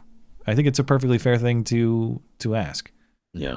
Yeah. I do have a small aside. The 3-minute voicemail was me. I kind of got carried away, so you can just nix that. Okay. Well, thank you for letting me know, because I bad. was going to return to it. I just didn't know where it fit in time wise. And thanks for I honestly didn't even know how well this thing was going to work or not. So thanks for giving it a tech test too, and I appreciate that. I look forward to the voicemail feature going forward. So should be another way for people to participate, which is great. But I expect maybe some comedy to come from that thing too. So we'll see. Yeah. Hey, man, I've been watching your stuff for. Right. Yeah, I just wanted to say I've been watching your stuff for a long time, and this is the first time I've watched and obviously called in to a live stream, and I really appreciate all the stuff you guys do. Well, thank you, and thank you for calling, and all the best to you, and I hope you get the sort of resolution or whatever result you're looking for with your friend, and thanks for sharing your story. Thank you, fellas. All right, have a good night. Have a good night, man. Okay, Golden Leaf is up next. Golden Leaf, go ahead. Well, how are you guys doing? Well, Still living. mean, yeah, it's that kind of night, man. You almost don't want to believe it. You're awfully quiet for me. Can you get that mic closer to you, or can we bump you at all? I would say bump me. I think it's. I got just you how bumped old as my much mic as I can for now. But speak confidently, and you'll be good. Yeah. Yeah. Well, I gotta say, I'll ask you two. Where were you guys when you heard this? I was at work, out just scrolling through my phone, and I was seeing an alert on Twitter about it. And I'm like, what the fuck do you mean? Yeah, I kind of got into my story a little bit, so I can come back to that. I'll add a little bit more detail to it. Batman, why don't you go first? I was at home. I've busted up my foot, so not you in the busted office up your a lot. foot. Yeah, and you're still on the show. Jeez, yeah, sitting here in front of a camera is really. I'm sorry, I couldn't resist. All right, go ahead. You busted up your foot. I busted up my foot, so I was at home. Yeah. And I just, God, yeah, who informed me? I don't remember who sent me the first message, but I got like a flurry of them, and I was just like, "Oh, come on, nobody shot Charlie Kirk. Okay, stop it." And then the second one comes in, and I'm like, okay, now are people pranking me? Like, that was my first thought. And then the third one comes in, and I go, okay, all right, screw work right now. I have to figure out what the fuck is going on. So I wound up looking it up, and I found the videos, and it was just holy shit. Yeah. The strange thing about the Trump shooting in this one is I found out the exact same way, which is my wife basically screaming at realizing the news before I had seen it. And I was on my computer working on stuff that we were going to talk about on the show today, but obviously are not. And so I wasn't like monitoring the news actively. And so I didn't see it immediately when it broke. And my wife came up to me and told me the exact same way that I learned when Trump was shot, actually sitting at the exact same computer. And initially it was sort of unclear, and I had hoped, I hadn't seen the video, so I thought, okay, it sounds like he's been shot. Hopefully it's the sort of thing where he's hit, but it's survivable. Then I saw the long video, like the video at a distance, and it was pretty clear, like he got hit somewhere in like the chest area. And I thought, good, man, I hope that really, I hope that hit like in the shoulder area up high, because from the far angle, it looked like it could have been like a heart shot. Yeah, because of the way his shirt moved. Yeah, and so I was thinking, please, I hope that's like clavicle, And then a friend of mine who, a good friend of mine who's, follows Charlie fairly closely from what I gather, or is a fan of Charlie's, sent me a message and basically, said he's dead. And I said, well, hold on. I saw the video. We don't know anything. He's like, well, check out this video, and it was the close video. And that's the video that I saw. The far away one, I'm thinking, okay, I hope like maybe he got hit in the shoulder. Yeah. But then when I saw the close up, the amount of squirting and just him going limp instantly, I almost wanted to believe that he survived, but Well, it sounded for a while like he maybe would. Everybody was praying for a miracle, and we had reports that he was successfully transported to the hospital alive. There were reports he was receiving blood. Glenn Beck was online saying he was receiving positive news. His daughter was right there. And then not. Then it totally flipped the other direction rather quickly. I must say, for the amount of people celebrating this, and I know they probably never watch the stream, but you know who the fuck you are. And people are like, calling him a fascist and all this. They call everyone a Nazi. And saying, oh, what did we do with Nazis back in the day? Counterpoint. What did we do to communists in the Cold War? And I'll leave you at that. Well, there are some helicopter rides. Does that count as Cold War? But anyway, sorry, go ahead. No, yeah, there's nothing that we can do to communists that they don't do better to themselves. Yeah. Fair point. Yeah, because it's also the problem of, I think even the Redditors are even starting to get a little bit scared because they're saying that they're thinking it's a MAGA extremist that did this. Okay. Because they're saying, oh, look how much energized they're getting, not realizing that, first of all, I think they were celebrating at first what happened, but then when Trump got on and everyone else was getting on in full support and Trump wanted to crack down on this, I think those Redditors were like, oh shit, we're next. We're the next target. If Trump had pledged to round up every Redditor in the country, that's the first step toward prosperity. Anyway, have you seen the video Trump put out? We played it at the start of the stream. Yeah, the 4-minute address. Yeah. It's, I don't know. Whoever did this, either they didn't know the consequences or they just saw him as a Nazi at the end of the day. But I see it as he was the only person on the right willing to put out his hand and want to debate with you, and you responded with a bullet. The symbolism of it cannot be overstated in that way. Yeah. I've seen people talk about him being the MOK, the JFK of the right. I don't think he's that. He's the Archduke Franz Ferdinand of the right. He was a moderate. That was brought up earlier. There's a certain extent to which I go, okay, like that's maybe slightly overkill. Because I don't think Charlie Kirk's death is going to kick off World War III. But then again, my predictions are always off. Who knows? But the analogy I used earlier was you're angry at a dam for keeping you away from the water, so you're attacking it with a pickaxe. Yeah, and that's I think that's a great way to describe Charlie, the guy who greeted you most kindly, you shot dead. So yeah, you're not the kind treatment you couldn't tolerate. I guess the treatment might be a little less kind going forward. But what was ask the treatment? Noah. Yeah, what was it? We offered you a sandwich or a stick, and you chose the stick. Yeah. Well, thank you for the call, man. I appreciate it. Yeah. I don't think I could even give a joke. I would stop you if you were going to start. Yeah, we're not doing the joke bit tonight. Yeah, no. This is more a day of mourning, and to also realize that not only was this a major figure, but also a father. Yeah. And a husband. Yeah. Yeah. Most important. Thank you. And have a great night. Have a great night. Have a good one. Okay, next we got Holly. Holly, are you there? I see you lighten up a little bit, Holly, but I can't hear you. Hey, how's it going, Matt? Oh, there we go. I was expecting a feminine voice, but apparently not. Wait, did you just assume my gender? I guess I did. What do you got for us, Holly? So, I just heard the mention of Franz Ferdinand and War I and all that stuff.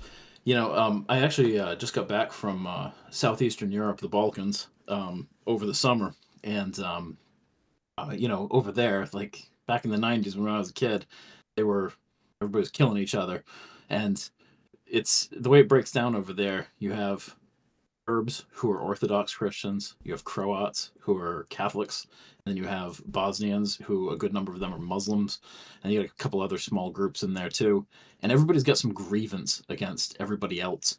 And I'm seeing they've had thousands of years of history to build these, and we're a new country, we're only 250 years old, but we're starting to get that way, I think. And I think especially the murder of Irina Zertska, I think that there you're seeing where people just have this fatigue, this, they're I guess I'm concerned about, going forward into the future, continuing on with like a cycle of what they think is, settling scores, basically. Yeah, well, I certainly could see something like that happen. I think to Batman's prior point, what we've seen so far, I think, is a series of events that have not been responded to largely. Like, could I see the sort of back and forth that you're talking about? Absolutely. But it's like Trump was shot, and then was there really like an act of vengeance? Now Charlie Kirk is shot dead. We'll find out what the follow-up to that is. There have been a lot of episodes of left-wing violence, and it doesn't seem like the claimed right-wing violence seems to follow in the same volume. Yeah, well, because most Will of us that are change? reasonable. Most of us have some stake in the system. Like I don't want to. I got kids. I don't want to leave them fatherless by going to war here. So like obviously people like us are. It has to be, a survival scenario before we're going to crack. But for somebody who's unemployed and mentally ill, and it doesn't matter to them, so they can get out there and burn down their city. But I hear stuff now. I've been on Twitter all day, and I'm seeing what people talking about, and that this is this is it. Like we're done. This is civil war now, and just I want to advise people that maybe what they should do is reach out to those people who are who are just barely across the center in the left, and try to win them over. You're not going to get them to abandon abortion. You're not going to get them to abandon wanting nationalized health care. They may want gun restrictions.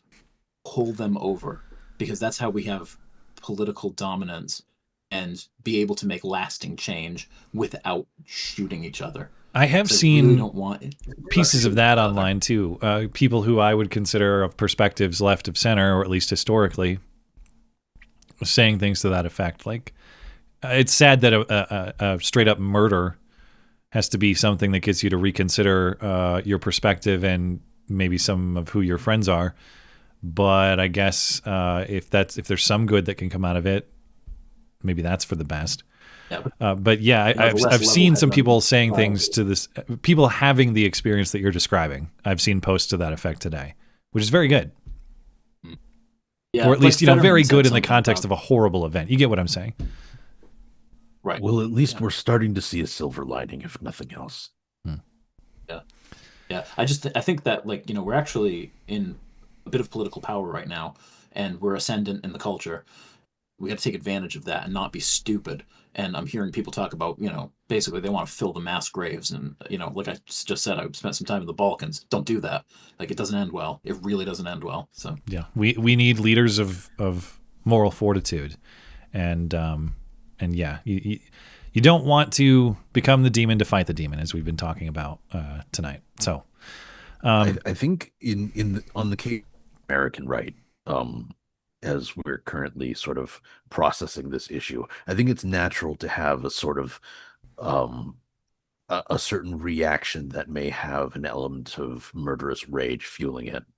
But ultimately, I mean, we've had incidents like this before, and you don't see the right doing this kind of stuff. As I mentioned earlier, otherwise, right now, every farm in Iowa would be fucked. Right? It would be burning down to the ground, because if we acted exactly like the left right now, we would be torching our own stuff. Thank you, Holly. Did you have a closing thought before you're out of here? No, that's good. All right. Thank you for the call. I appreciate it.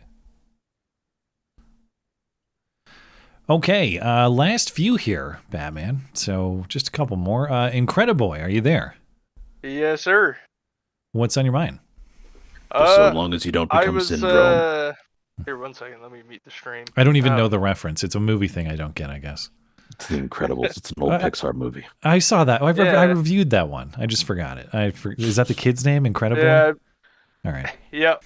I've been told I look like him, so that's why okay. No, I was just telling Tim that I live pretty close to that campus, so this one kind of hits home for me. Yeah.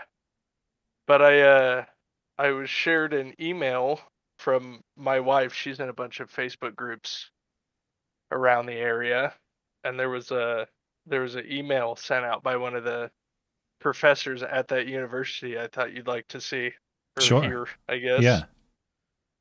Yeah. So it says, I've been getting messages from several students asking about classes tomorrow. I have no information aside from the campus is closed for now. And then he goes on to say, honestly, I'm very upset that anyone would approve Charlie Kirk coming to campus, considering that he is a right-wing extremist / conspiracy theorist / January 6th insurrectionist. So it's this kind of thing that it's this that kind of thing that makes me swing back towards loving the nooses. Yeah. All right. We need. Yeah. I've been wrong about better. Due process be damned. I've been wrong the whole time. This professor has convinced me. He says it was a wildly irresponsible decision. I hope whoever did it ought to step down, resign, or be fired immediately. They demonstrated a serious lack of judgment and endangered everyone. Not cool. The person. What? Was this okay? Just let me help me understand the context. Was this a professor's correspondence to one person, the whole class? From what I've been told, this was sent out to all of their students, particularly. Okay, so it's like to whoever is taking a course from this person. Yeah. Yep. Okay. This is a demonstration, I think, that every once in a while you meet somebody who has gone through life and has never been socked in the jaw. So they'll just say random things to people like, "Oh, I truly believe this thing." And if this were a proper world, if this were a proper country, a proper time, I'd just lay you fucking out for that. But unfortunately, we have things like assault laws now, and unfortunately, God, dude, it's just I mean, this guy is his fear of right-wing extremism. That guy manufactures right-wing extremism necessarily. It sounds like so. Yeah. Okay. Thank you for that, Incredible. Did you have any other thoughts before we let you go? Not entirely. It's just I don't know. Keep an eye out because I was in that group of people that thought like, oh, I live in a generally right wing area. Like, yeah, I would have never in my wildest dreams thought that something like this could have happened so close to where I live. And that was the other dunk post I saw today was, oh man, look at the violence happening in the blue city of Orem in the blue state of Utah, or whatever the city was, if I'm incorrect on that. But yeah. That's we're going to dunk because Trump has been cracking down on DC and talking about Chicago. Oh, look, the violence is in a red state. Yeah, I'm sure. Right. When it comes out that it was this Trump superfan or a groiper or some sort of right-wing person who shot Charlie Kirk, I will grant your dunk post for sure. We'll see when that happens. Until then, I'll be tying a noose. A real one this time, not a Jussie one. That's right. Yeah. From what I've seen, a lot of these right-wing areas, there's either like moderate right to extreme right, and then there's no middle left. It's either the moderate right or like extreme left. Yeah. So like it wouldn't surprise me that there's some crazy person going to that college. All it takes is one, unfortunately, and it sounds like that's what happened here. Of them. But thank you, Incredible Boy. Have a great night, and all the best to your community. Yeah, you too. Have a good one. Okay, Kenneth is up next. Kenneth, are you there? Hello. What do you got for us? Hello. So I want to add a little bit of optimism to this discussion, at least hopefully add some optimism. Sure. Obviously, Charlie Kirk should not have had to die from this horrible tragedy. Like this should never have happened. But as we can tell, MSNBC is firing people for merely something said within 24 hours. I think that's a pretty good sign. I had that thought myself. Like, I was like, wait, MSNBC fired someone for being a huge cunt? Within 24 hours. Not waiting Yeah. for the firestorm to die down. Yeah, I mean, that just means that, I mean, if that one person can get fired, just like if somebody can take a shot at Charlie Kirk, it can happen to all of us. Well, now it can happen. The firings can happen to all of them. Yeah. And ultimately, I came to my faith through history. I've seen, it's a hard way, honestly, but ultimately, we do actually see that things get better over time. That even though the Roman Empire had to fall, the Roman Empire was not built on the greatest of foundations. Yeah. And it took the Roman Empire falling and for us to divorce ourselves from the Roman Empire and all their sins to rise up with a better understanding of what the good things were. That's and true. hopefully this is one of those moments. Hopefully this is one of those moments where we can prove that we're better than what has come before. And learn the lessons. Yeah. Fair enough. Yeah, and I take your point. I hope that as much good can come of this as possible, and I hope that Charlie's legacy will live on in as many ways as it possibly can. And I can say that as someone who I didn't follow him closely. I have friends who are close to him, or I'm kind of a degree or two removed from a lot of those people. But I can say that I'll never forget this day, and what happened to him, I'm sure I'll carry with me for the rest of my life. And that, to your point, it doesn't mean that what happened today is some kind of good. It's not. But I hope that some good can come of today's horrible events, and Charlie will live on that way. I hope that for his family and for him. Yeah. All right. Well, thank you, Kenneth. I appreciate it. Yep. Thank you. Okay, I think we have our last caller, Batman, and that is Joel. Joel, are you there? Yes, sir. Hello.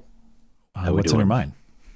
I'm kind of in shock about what happened today. I was not expecting it to happen. Today was just a normal day. It started out like any other day, and then like the moment I looked down at my phone, I see the news about him getting shot. And I don't understand why someone would do this to him, because like we've been dealing with a lot more violence and stuff for sure, but I can't say I've been surprised by most of it. Like, school shootings happen too often, political attempts on politicians happen all too often, but those are par for the course. Charlie was just a regular guy. Like, he wasn't a politician, he wasn't some powerful like leader. He was just a dude that like had conversations with people. And I can't imagine what his family must be going through. Yeah. I think that speaks exactly to why this hit my family so hard today and why it hits so many so hard. It's not that the things you're talking about aren't important. Attempted political assassination, school shootings, all of those things are incredibly important. It's that, it's something about how this is of a different quality. It's not of a different moral importance, of course, but it's something of a different quality that just it hit, like I said at the start of the stream, it hit me like a death in the family, even though this is a guy I've never spoken to. Yeah. What was weird was like actually seeing the video, because like I've seen violent movies, so I thought I'd be desensitized to seeing violence captured on film, but this is like a real person. And a person you've seen talk, a person you've seen present. Yeah. And like I talked to my dad about it, and because he really liked Charlie Kirk as well, and he said like it made him sick to his stomach when he saw it. Yeah. That's when I say the video looked fake. I mean, that's kind of maybe what contributed to it. It's not just the horrific violence of it all. It's the fact that I know that's a real guy in the way that a movie is not, or a video game is not. Yeah. And so it was a very strange and surreal thing. And I just, obviously, God bless Charlie and his family, but for all the people who watched that in front of them, their lives are changed forever too. And I just, I hope the best for them too, because the video itself is not something you unsee. Watching that 10 feet in front of your face, certainly not. I mean, that's war zone stuff. And so I hope the best for all those people. I will say, may I say one more thing real quick? I know Of I'm course, on yeah. a time limit. For the past, I can't tell you how many times in the past several years I've heard from mainstream media, such and such is a threat to democracy, right? I've heard Trump's a threat to democracy. Charlie Kirk's a threat to democracy. When you have a viewer base that is mainly left-leaning and you tell them that a person is a threat to democracy, they're not going to, that's dehumanizing that person. They're going to see what you're saying and they're going to go, oh, well, if such and such is a threat to democracy, then I'm morally right to do away with this person. It logically follows that they should be eliminated. If something is an existential threat, why would you tolerate it? It threatens your existence. If he's a threat to democracy and he's Hitler, well, of course we got to take him out now. Yeah. They thought I don't know who did it, but ending his life isn't going to shut him up or do away with his message. This guy that killed him just gave birth to 1 million more Charlie Kirks. I hope so. Someone's going to take his place. Someone's going to keep speaking the truth. And I think things are about to change, whether for the better or the worse. I feel like we haven't seen the worst of it yet. Yeah. Well, I agree with you. And, again, as has been pointed out a few times over the course of this episode, the person who takes his place may not necessarily be as noble as Charlie was. I never saw Charlie Kirk get angry or he would have arguments, but they were always civil. He never deceptively edited his videos. I've been editing videos for years, so I can pick up on that sort of thing. And I never saw that in Charlie's videos. He would always let the person that he was opposing speak their mind and let you, the viewer, form your own opinion. And he even had his mind changed by a few of his opponents on occasion. He wouldn't double down or go oh, no, you're wrong, I don't have to listen to you. He would actually give this person the time of day and say, I am interested in what you have to say, and I think you're right, and I want to hear more. Yeah. Well, thank you for the call. I really appreciate it. Thank you for your patience. I know it took a while too, and all the best to you, and thanks for your contribution to the show.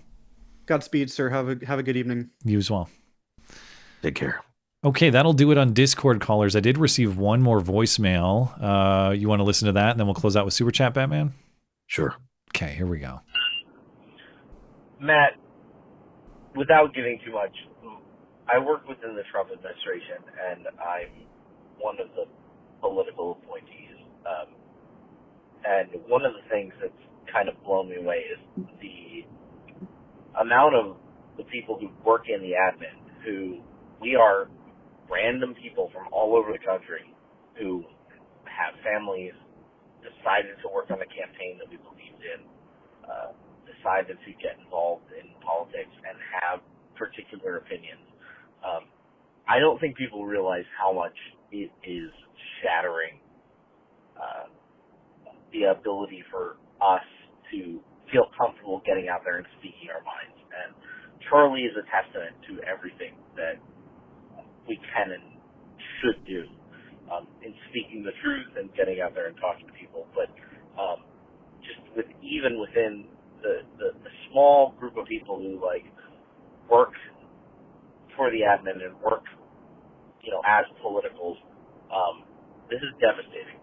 And I can't express this enough. I can't imagine being a local school board candidate or a local congressional candidate or at this point. Lost him a little bit. Let's see if this The video picks back of up. There we go. Charlie's daughter running to her father and saying, "Hey, Dad, I think about that. And no one should be able to take a father away from their child like that. The child deserves so much more. Something's going to change, and it's going to change radically. So, thank you." Bye.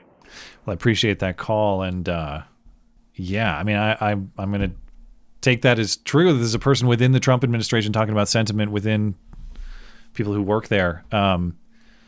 Yeah, I totally understand the being afraid to obviously work in politics in that way, or just step up in local politics as like a school board candidate, or some of the other things you're talking about.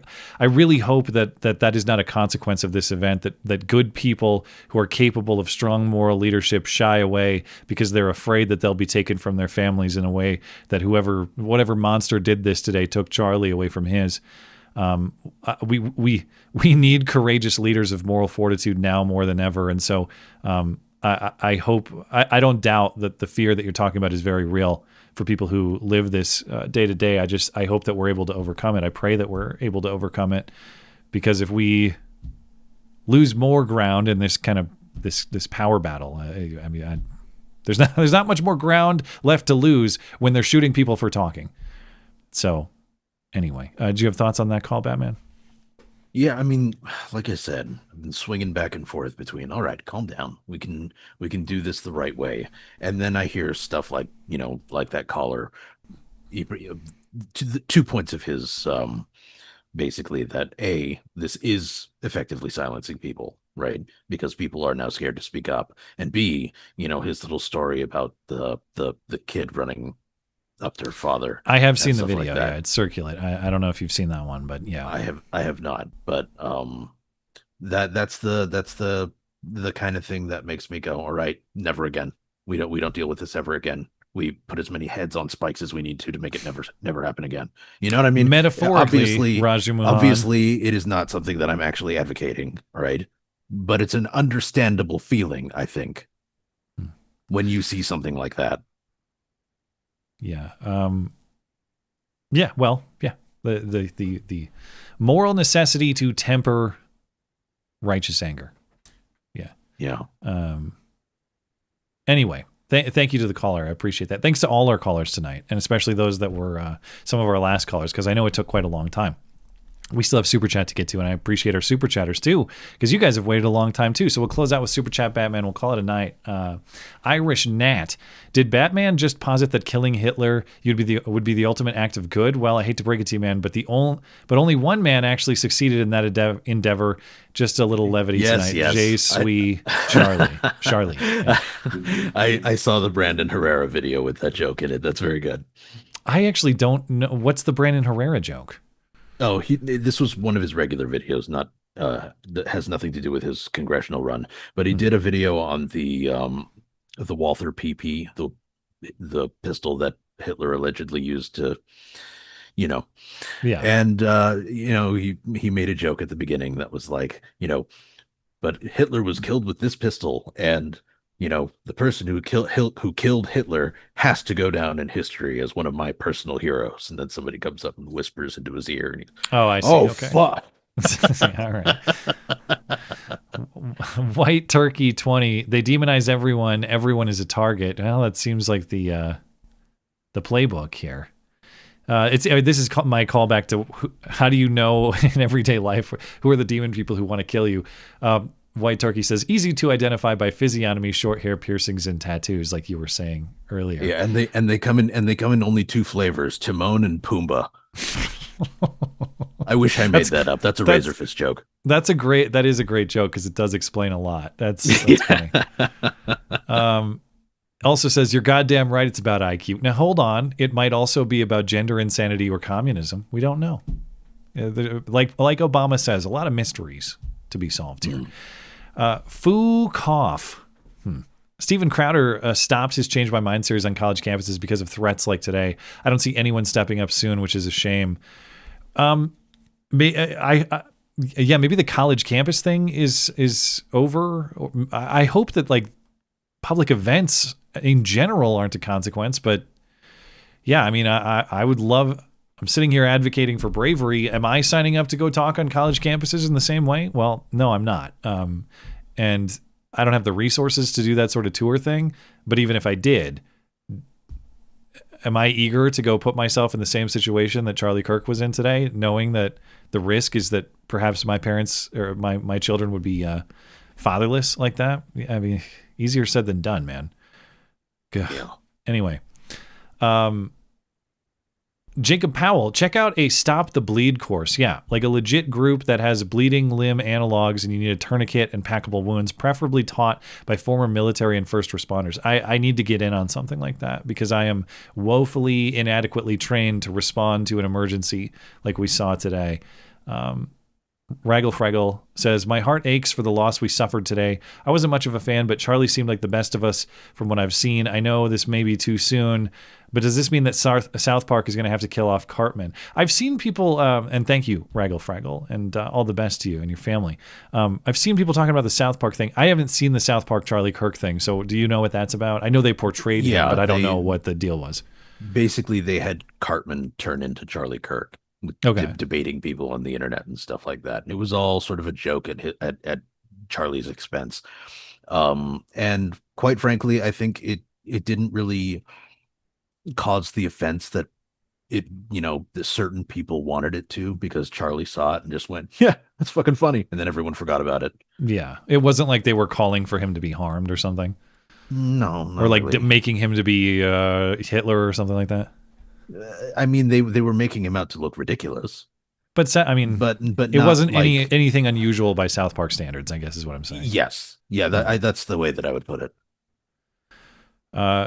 Chase Elliott, just remember, Charlie was the best of us. Well, I mean, anybody that seems to have a home life squared away in the way that Charlie seemed to, you're doing the most important thing right, and everything else is probably going to follow. So, God bless him for that, and. Based on what I see from his family, he seems like he was doing a hell of a job. Esoterica Unbound, you missed the second part of that message as we were talking about that. We did go back and address that. I'm sorry we missed the first part. So thank you for supporting the show as always. White Turkey, once again, that's what brought me as an atheist to God. It was realizing it was a spiritual battle, good versus evil. Also says, no justice, no peace. The righteous shall punish the wicked. Yeah, I mean, I don't know if my path was similar to yours, but for me, it was evil revealing itself. Not that I don't believe that God has revealed himself in numerous ways in my life, but it was evil presenting itself that led me to seek God. Not that I wasn't seeking before, but to fully commit in that search. Well, I mean, as you know, I haven't really reached the conclusion of that particular journey yet in any direction. But I think for me, largely, it sort of came down to there are statistically too many coincidences that keep happening for everything to be just the roll of a dice. You know what I mean? Even with just these shootings alone, it's like we're talking about earlier, the coincidence of these wounds being so similar with the Irina Zarutska case and Charlie Kirk. And then you think about the Trump shooting. Obviously the wound is not similar, but just the miracle that was for that bullet to miss him. Yeah. Yeah. I mean, is it all just coincidental? Are these things actually just happenstance? I mean, can you flip a coin 50 times and have it land on 50 heads? Technically, yes, but yeah, you can theoretically. Rustus Android thought it was AI. After work, I bought a bottle of vodka. Haven't drank in years. I'm hurt. Well, I understand the hurt, certainly. I hope that... listen, I drank a beer earlier before the show, so I'm not going to pretend like I'm above any consumption. But I just hope that if you choose to indulge, that you do so responsibly and that you not treat it as, medicine. An excuse to fall into a bad habit. Yes. Or fall back into a bad habit if that's indeed the case. Yeah. All the best to you, Rustus Android, and Godspeed. Thank you for supporting the show. White Turkey says, is Hassan Piker the target of the right? Well, Hassan is always saying Hassan things. Can't say I follow closely, but I know he was saying some Hassan things earlier on X today in response to this story. He's too incoherent for me to pay any attention to. He just doesn't make sense to me. I haven't watched a lot of what he produces. I know he has a massive audience, but I I've seen enough of his commentary on X to know that it's probably not something I have interest in. Purpose of the age is the Puritans fled the English church to worship God freely with godly Christian laws. Do not accept the lie that anti-God or any religion was acceptable and part of the development of America. Oh, certainly not. One of the biggest lies I think about our founding philosophy too is the nature of the idea of the separation of church and state, that it meant that these things, I mean, I could go on and on about that. The idea that religious morals were never to play any part in government whatsoever. The bizarre twisting of this, it's insane. Yeah. I mean, we had state religions at the time of the founding. Anyway, thank you, Purpose of the Ages. And separation of church and state is, I'm not calling for state religion. I'm not calling for the government to point a gun at you to adopt a certain faith. I am saying the idea that we need to separate ourselves more from traditional faith as a solution to the problems that we face today is completely preposterous. Well, we basically, as a society, took those words and then just stretched them to their logical extremes, far beyond the intent of what was actually written down. Yeah. Right. Purpose of the Ages also says, bring back shaming. Shame the insane, shame the evil, shame the wicked. Be bold and speak out that evil is wrong. Everyone who is anti-God is wrong, and thus they are evil. Be not ashamed to boast that God is righteous. Yeah, the best way to honor Charlie is to do exactly what he did, to speak your mind publicly unafraid. And we need more of that. We need more of that. The loudest voices these days tend to be, not exclusively, but there's a lot of anti-God loudness going on, and it needs to be countered for sure.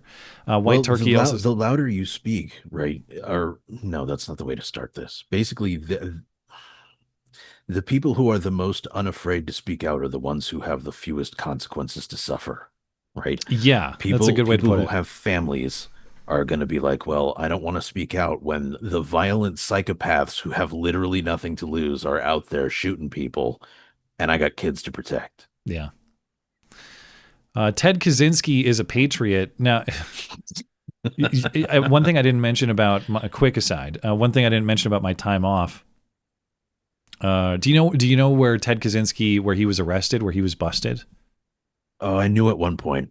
Can't recall right off the top of my head. Lincoln, Montana. And, oh, really? I've never been to Lincoln, Montana, but we took a little bit of a family trip, not specifically to go to Lincoln, but Lincoln was kind of on the way. So we stopped in Lincoln, and I got as close to Ted Kaczynski's cabin as one can possibly get. Now, the cabin is not there. And the specific site of where the cabin was, not necessarily known, or some people might know, but it's not easy to find that information. But I was in, the immediate vicinity of Uncle Ted's cabin, and I just wanted to see the historical site.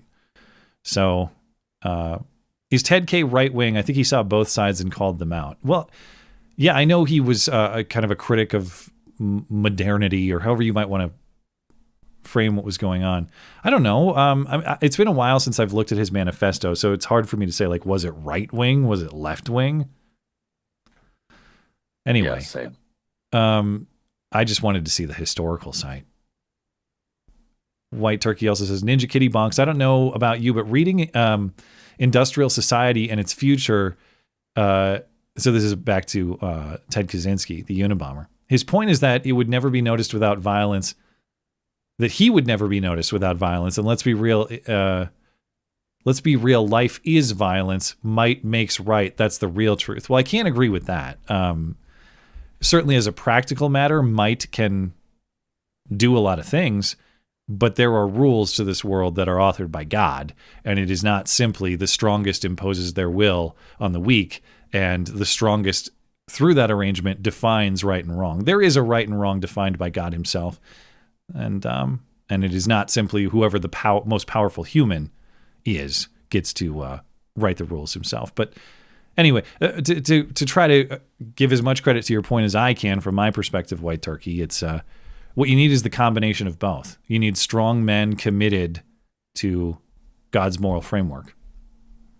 You need the combination of those things. You need might in combination with the moral restraint that is necessary to respect God's moral framework. That's what we're looking for. White Turkey, again, says, Industrial Society and Its Future, please read. Is that the name of his manifesto? I forget. Yeah, that's the Unabomber Manifesto. I don't know if it's not very long, as I recall. It's been so long since I've looked at it, so it's not like you need a whole day to sit down. Yeah, it's been years since I looked into any of that stuff, so all the details are escaping me. There will no longer be a fringe right. It's about survival. Whites must unite. Well, there's no anybody who denies general anti-white sentiment and its fashion in the last few years. I don't know what you've been looking at. So, anyway, they have their head buried in the sand. Yeah, I mean, well, that was part of the whole CNN discussion with Abby Phillip and Van Jones that I would have talked about with respect to the Irina Zarutska case tonight if circumstances were different.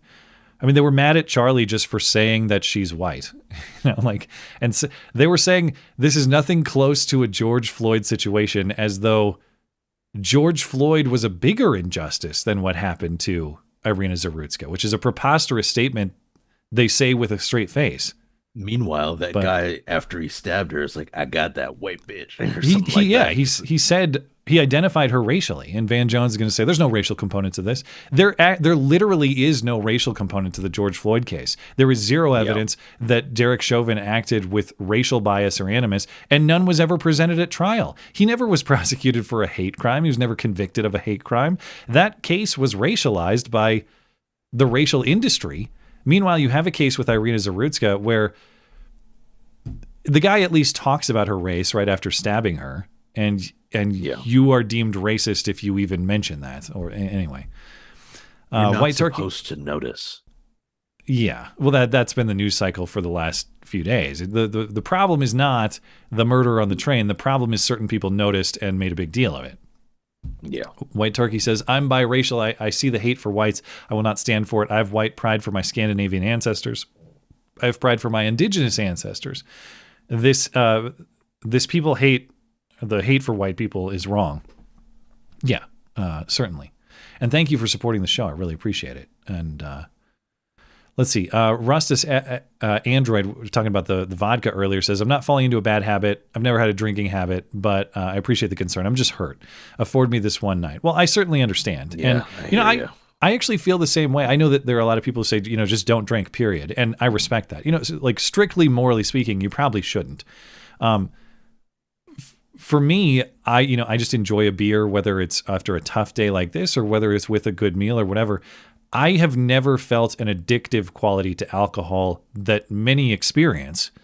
I have friends who, I have good friends who have had very bad relationships with alcohol and continue to. And so I don't know why some people seem to fall into alcohol addiction much more severely than others. To me, as someone who enjoys a drink, that's it. I have a drink. I don't feel compelled to have another, and I don't feel like if I have a day without a drink, that's like I feel off or something. I don't drink most days. I probably drink like 3 beers a week. Maybe I have one like every other day, something like that. But I don't know. Are you? We haven't talked alcohol, Batman. Are you a drinker? At least I don't remember talking alcohol. Kind of on and off. So like sometimes I'll, have too much and then I'll stop for years. Where are you currently? I'm off of it for now. It's better to be off than too on, for sure. If you're the sort of person that goes too on. Yeah. Absolutely. But I mean, also it's fun and you regret it the next morning, right? That's how it goes.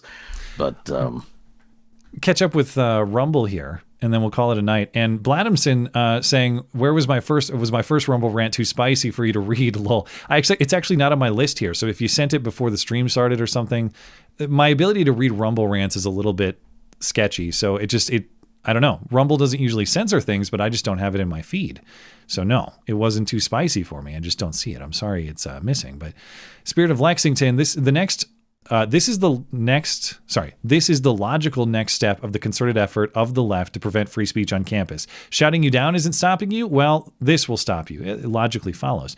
What's got me down is watching the reaction of the left. There's been many examples, but there's few as stark as this. We are fighting evil. In Utah, colleges are not gun-free zones. Okay, so point of clarification there. Also adds, how do we fight evil without succumbing to it? That was my question, right? Remember what's most important, our immoral souls. Christians used to be thrown to lions. God permitted that. God permitted slavery. I'm not saying not to fight for what's right, but if you lose your soul in the process, then you've sacrificed the long term for the short term. Exactly. To connect that with the last show, our rights are there even when we are being oppressed. I agree. No one can take your rights away. They can only be violated. That's a good way to put it. It's government's job to protect your rights, but when they don't do it, we have a duty to do it ourselves. Our rights are currently under attack. So people need to remember that without religion, I have no reason to be nice or a reason not to give them their just desserts as I see fit. Thoughts and prayers are better than my wrath. Yeah, this is kind of the theme we were coming to earlier. Well, that's phrased identically, so maybe he... Maybe that was him from earlier. Maybe I read it earlier. Yeah, I probably did.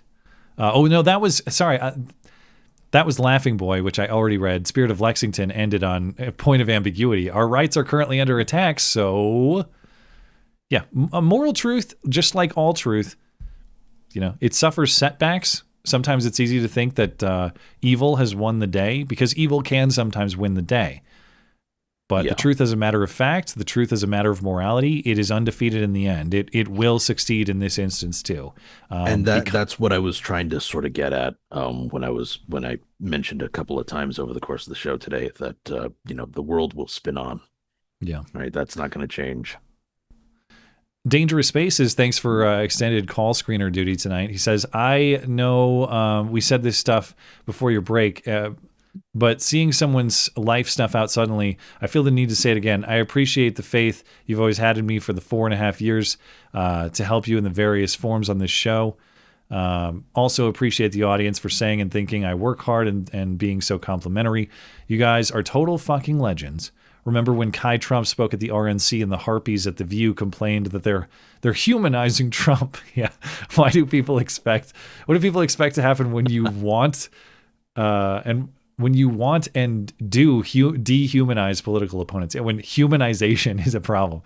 Thank you to all the new callers for hopping onto the stream. Wish it was under better circumstances for the very few missed tonight. Remember, for future shows, you need to be in the waiting room. And thank you, Tim. I know that we had a larger volume of people trying to call in tonight, of course, given the circumstances, and you managed it very well, and I appreciate that. And thank you for your consistent dedication to showing up for the stream. Appreciate it very much.